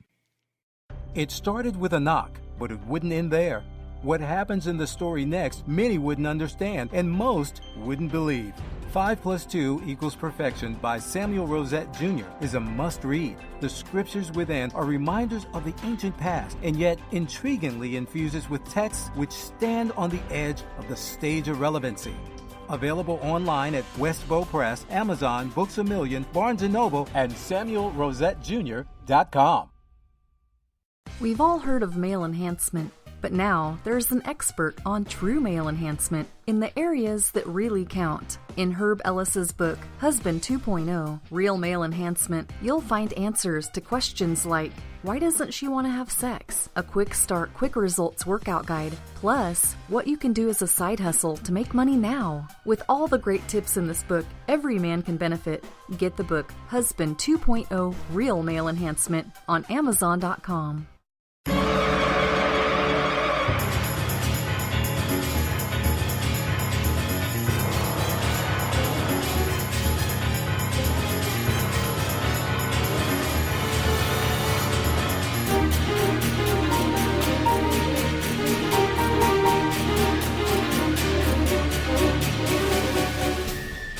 You know, maybe we should have put out warnings for, instead of warnings for the creepy clown thing this fall, we should have warnings about giving to places like the Southern Poverty Law Center. Because, well, this is the group that put out this so-called hate map. And, you know, where all these so-called hate groups are located, and most of these, 99% of these hate groups are what people would construe to be on the right. You know, they're right-leaning organizations or groups or places, And anybody who disagrees with the Southern Poverty Law Center's, anti-American extreme leftist agenda is now a hate. The city of Keene, it looks like on the hate map, the city of Keene, New Hampshire, a city of about 24,000 people, is on the map. Keene, New Hampshire, hate map. Are you city of hate, really?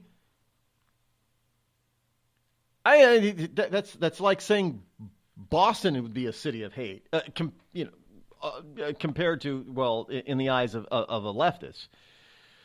Boston is, in the eyes of a leftist, for what politically speaking Boston stands for and believes in, it's not a city of hate. It's a very open and welcoming community.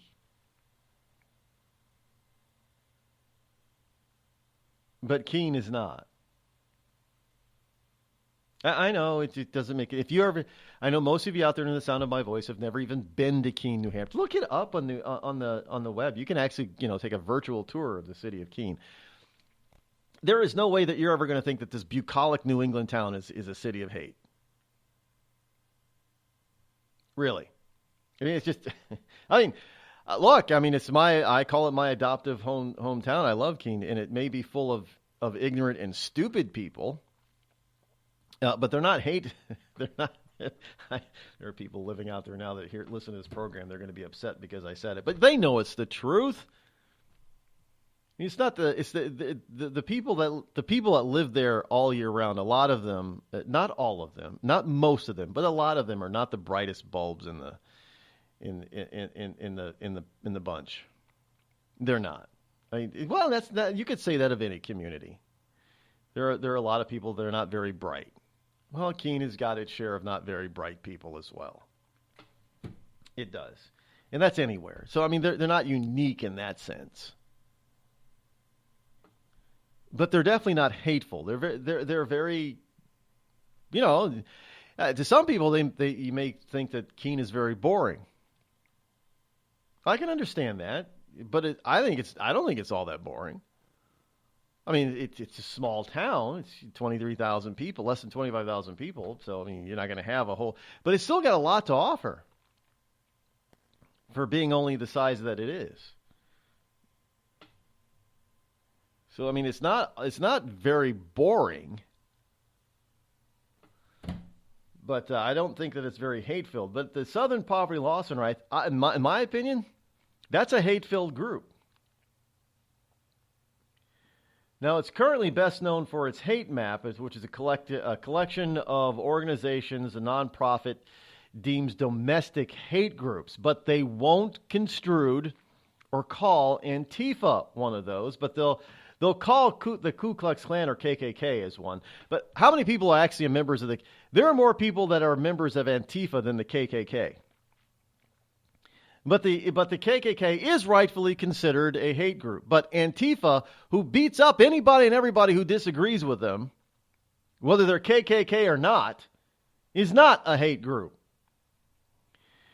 The Southern Poverty Law Center has turned its fundraising into a fundraising powerhouse, recording more than $50 million in contributions and $328 million in net assets on its 2015 tax forms. 2 years ago, they got $50 million in contributions and had $328 million in assets. Really, people? That's the Southern poverty. They're not very poor, are they? There's no poverty there.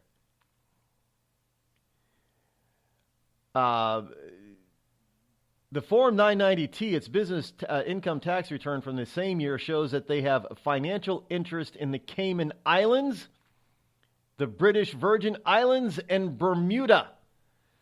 The Southern Poverty Law Center, headquartered in Alabama to help the PO with their legal issues and to label right-wing groups as hate groups, has financial interests. In other words, they've got money and property in the Cayman Islands, British Virgin Islands, and Bermuda. The exact same places where they took Romney to because remember Romney had a bank account. Well, he had a bank account in the Cayman Islands, right? Yeah. So but that, he can't have accounts in Switzerland or the Cayman Islands or anything. But a nonprofit organization like the Southern Poverty Law Center can have lots of assets in the Caribbean. That's okay.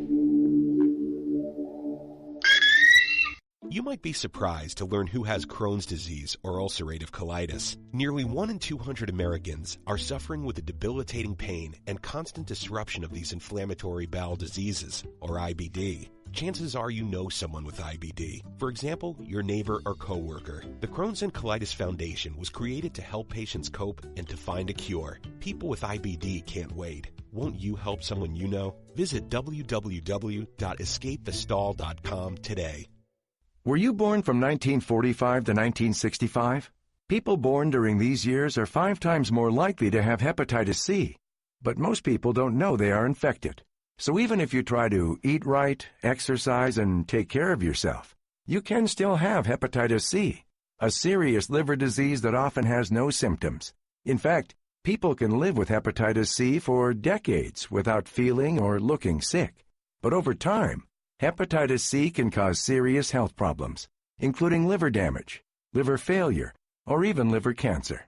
Getting tested is the only way to know if you're infected with hepatitis C. That's why the CDC recommends everyone born from 1945 to 1965 get a blood test for hepatitis C. Treatments are available that can cure this disease. So talk to your doctor about getting tested. It could save your life. A message from the CDC. Everyone is talking about healthcare these days. America spends twice that of other developed countries on our healthcare system, yet our health ranks near the bottom. How can we stop spending so much and getting so little? Shifting to a system based on primary care can help fix the problem. Patients with a primary care doctor live longer, healthier lives, and are less likely to suffer from cancer, heart disease, or stroke. Primary care that is comprehensive and coordinated also saves money. Patients who have a primary care doctor spend 30% less on health care than patients who don't. States with a high number of primary care doctors have lower health care costs and higher quality care. Primary care can help make America healthy again. To learn more about the benefits of primary care, visit www.healthisprimary.org. This message is brought to you by America's Family Physicians. It's been called shell shock, war neurosis, and battle fatigue. Today, we call it post-traumatic stress disorder, and it affects 1 out of every 5 warriors returning from battle in Iraq and Afghanistan. The Wounded Warrior Project offers comfort and support for warriors with PTSD and all other scars of war, whether those scars are visible or hidden. Find out how to help, because for warriors, the greatest casualty is being forgotten. Please visit woundedwarriorproject.org. The Amazon's rainforest is being cut down so fast that by 2030, 55% of it could be completely wiped out. The Earth's forests can't speak up when they need help, but we can. Be the voice for those who have no voice. Visit worldwildlife.org. There's a threat targeting America. One that's growing fast, but may still be hard to see. Lyme disease. Spread by tiny ticks, often smaller than the head of a pin. This dangerous disease is now more widespread than West Nile, tuberculosis, and HIV/AIDS combined. And if left untreated, it can lead to arthritis, facial paralysis, and even memory and concentration problems, often called brain fog. As the threat of Lyme disease grows to more than 300,000 projected cases each year, it's time for us to target Lyme disease. That means checking for ticks when you've been outside, even in your own backyard. It means seeing a doctor if you experience the symptoms of Lyme disease, which can include joint pain, flu-like symptoms, fever, fatigue, or sometimes a bullseye-shaped rash. Set your sights on stopping Lyme. Learn how you can target Lyme disease at targetlyme.org. Dad, we need to talk. Can we just enjoy the drive? If you're not going to listen to me, who will we listen to? Jeffrey. Marcia Gay Harden? What? Eyes on the road, Dad. What are you doing? What are you doing in my back seat? How did you get in here? You're getting older. Not that old. Your brain's changing. It's natural. Yeah, that's what I was saying. Honey, I've got experience with this. Jeffrey, brain health is all about making the most of your brain as you age and helping to reduce some of the risks to your brain. Really? Now that's interesting. So, you'll talk to her about this, but not me. Marcia Gay Harden? Where did she go?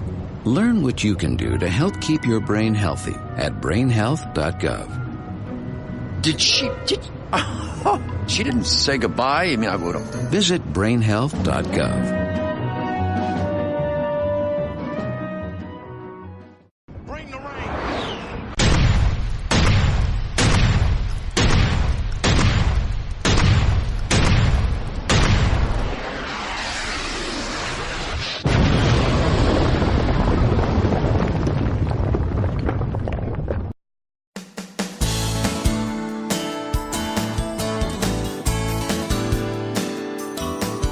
You might be interested to know that the Southern Poverty Law Center, we should change their name. It shouldn't be the Southern Poverty Law Center. It should be the Southern Rich Law Center. Excuse me, but they've obviously got a lot of money floating around. $50 million in contributions, $328 million in assets as of 2015. Now, the Washington Free Beacon discovered forms in 2014 that shed light on some of the Southern Poverty Law Center's transfers to foreign entities. On a return of U.S. persons with respect to certain foreign partnerships form, which is the Form 8865, this is all IRS crap. In 2014, it shows that the nonprofit transferred hundreds of thousands to an account located in the Cayman Islands.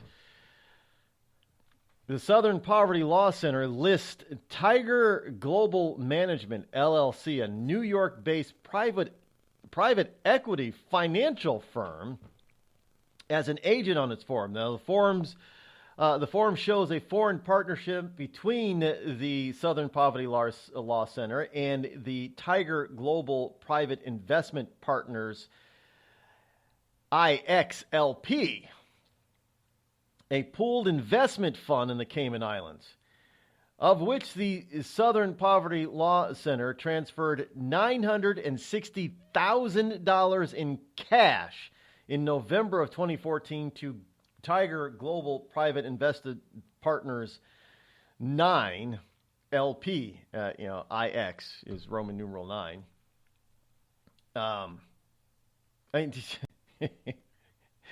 They again reported a $102,000 transfer in December of 2014 to BPV3 Cayman X Limited, a foreign entity located in the Cayman Islands. The group then sent $158,000 in cash to BPV3 Cayman 11 Limited on that same month. They have a P.O. box in the Grand Caymans. Now, the nonprofit, the Southern Poverty Law Center, pushed millions more into offshore funds at the beginning of 2015. Now, on March 1st in 2015, the Southern Poverty Law Center sent $2.2 million to an entity incorporated in Canada Bay, Cayman Islands. Canada. Canana, Bay, Canada Bay, Cayman Islands, according to the Securities and Exchange Commission, and run by a firm based in Greenwich, Connecticut. Another $2.2 million cash transfer was made on the same day to another fund whose business is located. Is anybody getting the sense that the Southern Poverty Law Center might not be all they say that they are? That's millions of dollars in cash transfers. Cash.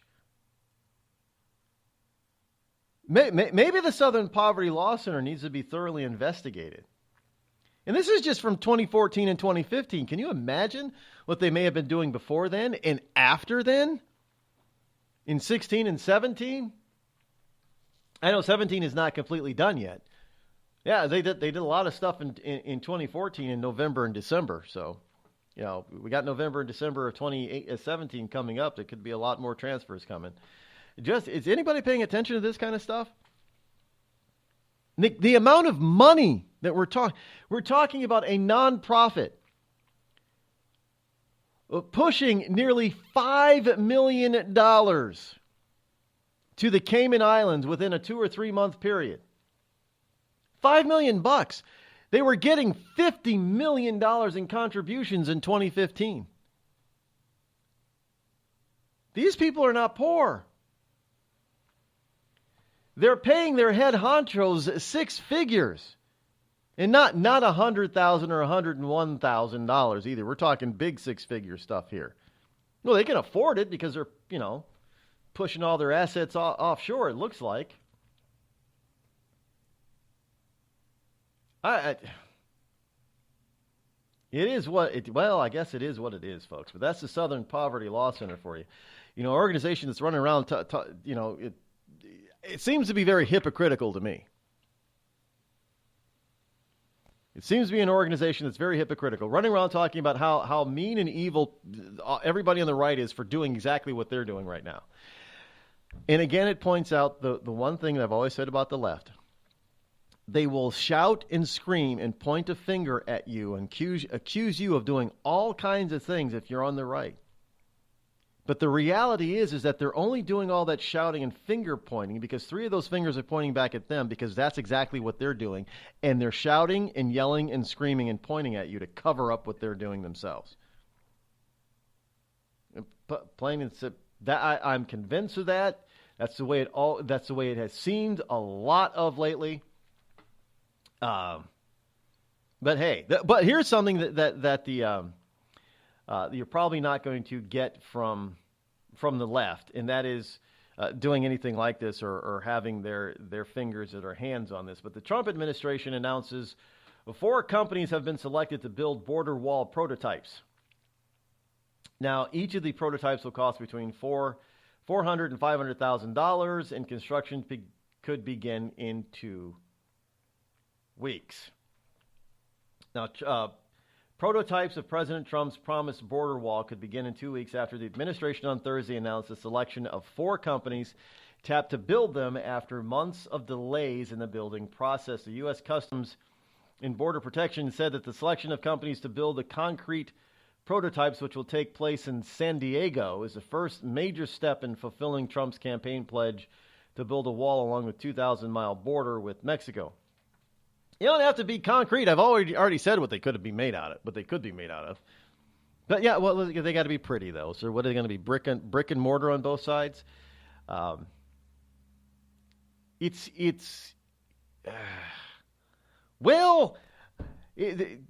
old Berlin Wall was concrete, wasn't it?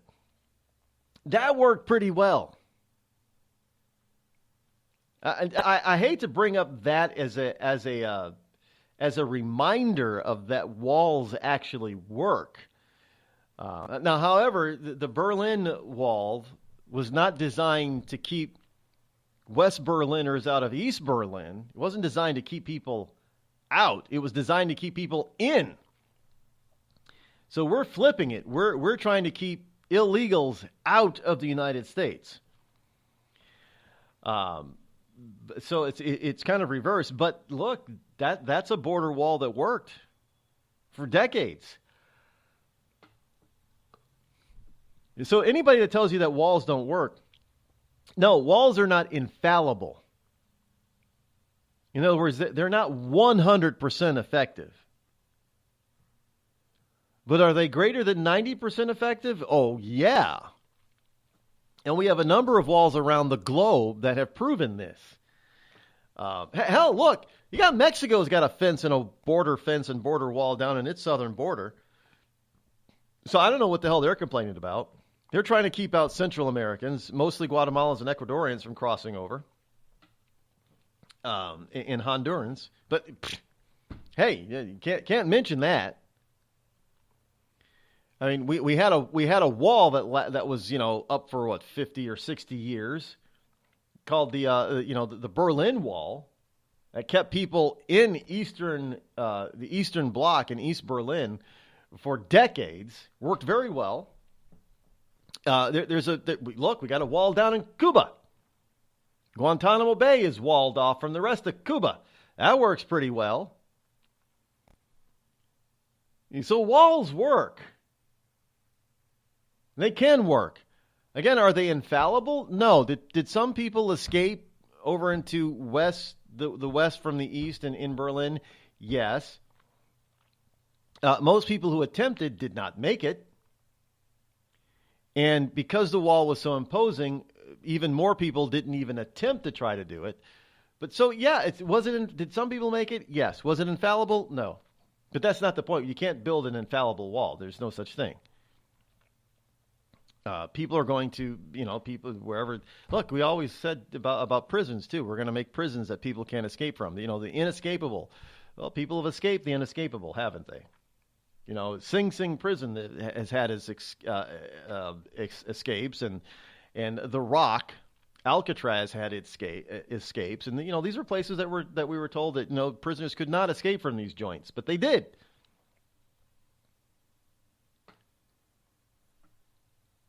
So, are walls completely infallible? No. But that's not their design. It's not the reason for them anyway. The reason is trying to keep the maximum number of people in or out as possible. And of that, they have done a very good job around the globe for centuries. They had walls around cities, whole cities, back in the day. Was it infallible? Were some of those walls breached? Yeah, but for the most part, most of the time, those cities were kept pretty damn safe with those big high walls. So that's exactly what we need to do.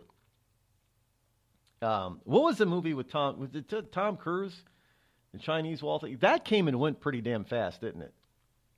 I don't. Is that coming back? Is that coming like on like Hulu or HBO or something? I don't even remember. Was it the Wall? Was that the name of the movie with Tom? It looked pretty good actually. Because it had supernatural creatures and stuff involved in it. But the only problem was that it had Tom Cruise as the main star, which is probably why it bombed. Just saying. There are those that are saying that the new Mission Impossible with Tom Cruise is not going to do very well. People are just sick of that. Well, you could say Leah Remini might have a lot to do with that. Dude, she is hammering the hell out of the Church of Scientology right now with her program. Was it on A&E or AMC? One of those two. I've seen a few episodes. Man, she's just hammering the hell out of this. She's calling it a cult. It's hard to argue with her. And if you know anything about the history, the startup of this Church of Scientology, which I do, I looked it up. And I in the 80s I bought a copy of Dianetics. Yeah, because they had advertisements on the TV all over the place. So I bought it. And after I learned about what L. Ron Hubbard was all about in Scientology, I literally burned the book. I mean, it was ridiculous. I got through about, I guess, close to half of it. It was a bunch of BS. Anyway, on the road to clear. We have to clear the neighborhood and then clear the country and then clear the planet. Clear? Are you kidding me? What a bunch of BS. But anyway, so that's Tom. I digress because of Tom Cruise and that. He's a member of Scientology, as are quite a few celebrities. And you might not even know who it is that are members of Scientology. It's really kind of strange and disheartening sometimes when you find out. The gentleman, and I forget his actual name, but the gentleman who played Ryan on Last Man Standing, Tim Allen's Last Man Standing, Scientologist. Yeah, we know famous people like Leah Remini is a former Scientologist. She was big into it. Tom Cruise is in it. John Travolta is a Scientologist. I guess he's still a Scientologist. And they're, bunches of people in Hollywood are in Scientology. So it is what it is, folks. But we're actually getting, so they're starting to build these prototype walls. They're going to be built out of concrete, various forms of concrete walls. So we'll get to see what they are. And then, of course, they're these prototypes. There's going to be a total. They're going to be 40. The companies will build one 30-foot high prototype each, for a total of 4 to 8 prototypes in all, spending between $400,000 and $500,000 on each of their prototypes. Now, Congress has set aside $20 million from this year's annual budget for the prototypes, but Republican leaders are dragging their heels in providing any other money for the wall. So you're going to build the prototypes, but hey, we're not going to build hey, at least we're moving slowly, right? We got the prototypes going up now. But nobody said that we were going to actually build the whole damn wall. So in other words, Mitch McConnell and Paul Ryan are basically wasting up to $20 million taxpayer dollars to build a prototype when they don't have any intention of actually going through and picking a winner and then having the winner actually build the real wall. Sounds pretty typical. Tired of paying outrageous prices for Viagra? Well, we have great news for you. Now you can finally get Viagra at huge discounts. Healthy Man allows you to save up to $500 on Viagra. Why pay U.S. pharmacy prices of $15 per pill or more when you can get Viagra for less than $3 a pill? Call today and get 40 Viagra pills for only $99. This can cost as much as $600 at your local pharmacy. You can't afford not to call us. If you want Viagra at the lowest prices, never pay $15 a pill pharmacy prices again. Get Viagra for less than $3 a pill. Call 800-595-2614 today and save up to $500 and get 40 pills for just $99. Healthy Man is fast, easy, and affordable. Operators are waiting at 595-2614 to take your call now. Call 800-595-2614. That's 800-595-2614. Again, 800-595-2614. We've all heard of male enhancement, but now there's an expert on true male enhancement in the areas that really count. In Herb Ellis's book, Husband 2.0, Real Male Enhancement, you'll find answers to questions like, why doesn't she want to have sex? A quick start, quick results workout guide, plus what you can do as a side hustle to make money now. With all the great tips in this book, every man can benefit. Get the book, Husband 2.0, Real Male Enhancement, on Amazon.com. It started with a knock, but it wouldn't end there. What happens in the story next, many wouldn't understand, and most wouldn't believe. 5 + 2 = Perfection by Samuel Rosette Jr. is a must-read. The scriptures within are reminders of the ancient past, and yet intriguingly infuses with texts which stand on the edge of the stage of relevancy. Available online at Westbow Press, Amazon, Books A Million, Barnes & Noble, and SamuelRosetteJr.com.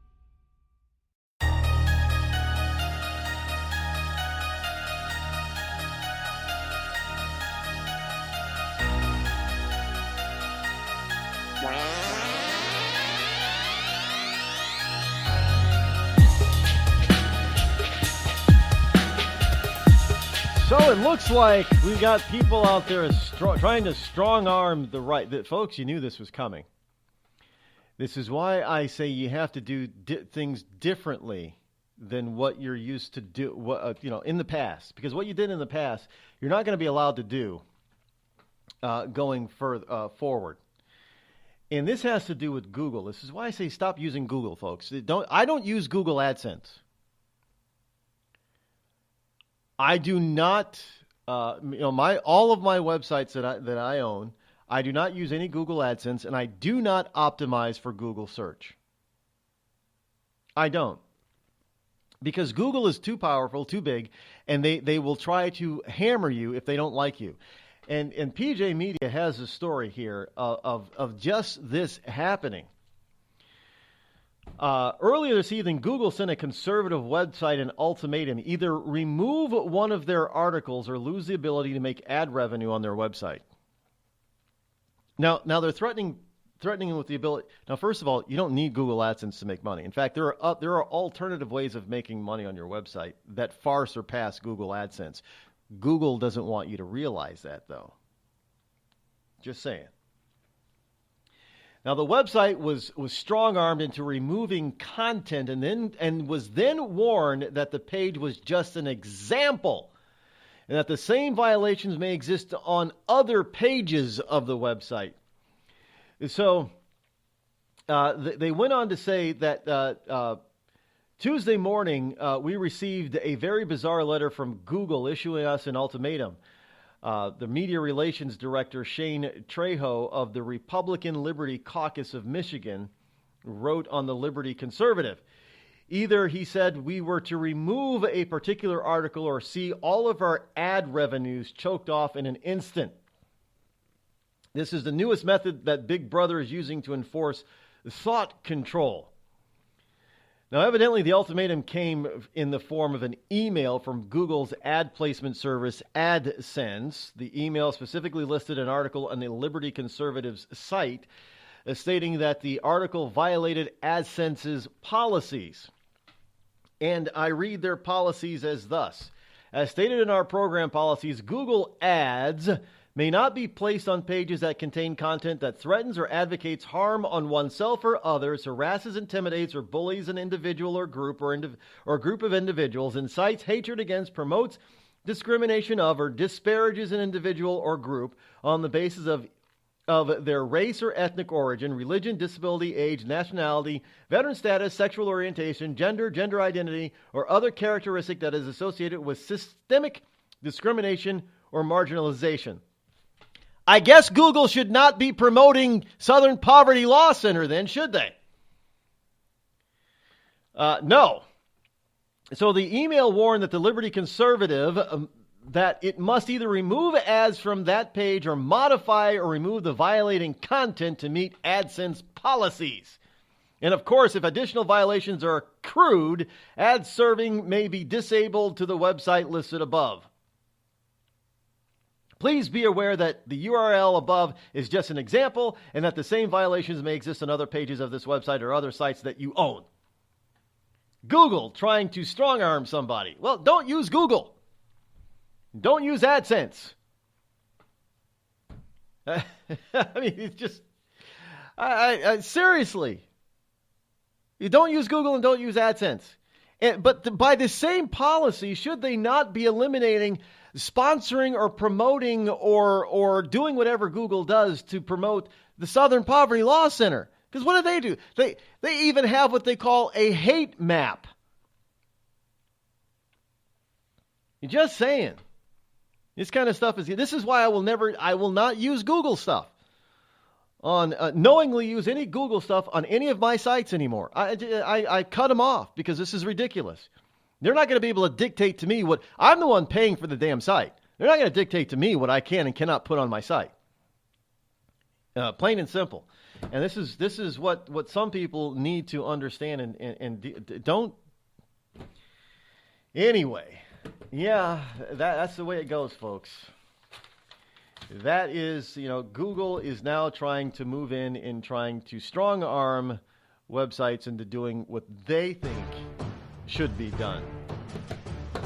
Well, that is it for not only today, but for the week. Don't forget that this is a holiday weekend. We will not be live here on Monday because it is Labor Day. It will be a best of show, but we will be back here live.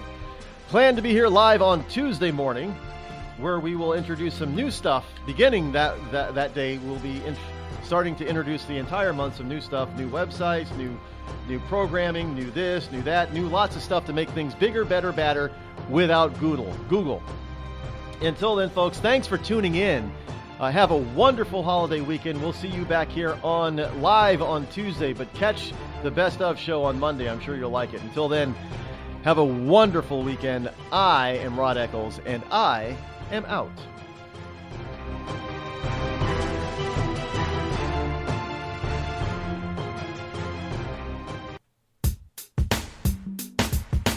Damn, it feels good to be a Clinton.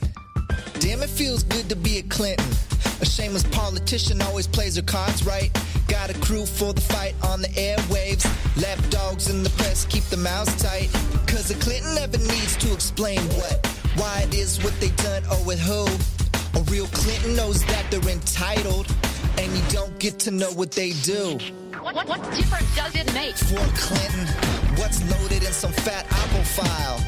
A Clinton plays the victim for promotion. A Clinton kills it off with a smile. Damn, it feels good to be a Clinton. A server full of secrets ain't no thing. Damn, it feels good to be a Clinton. Nothing ever hits with the sting.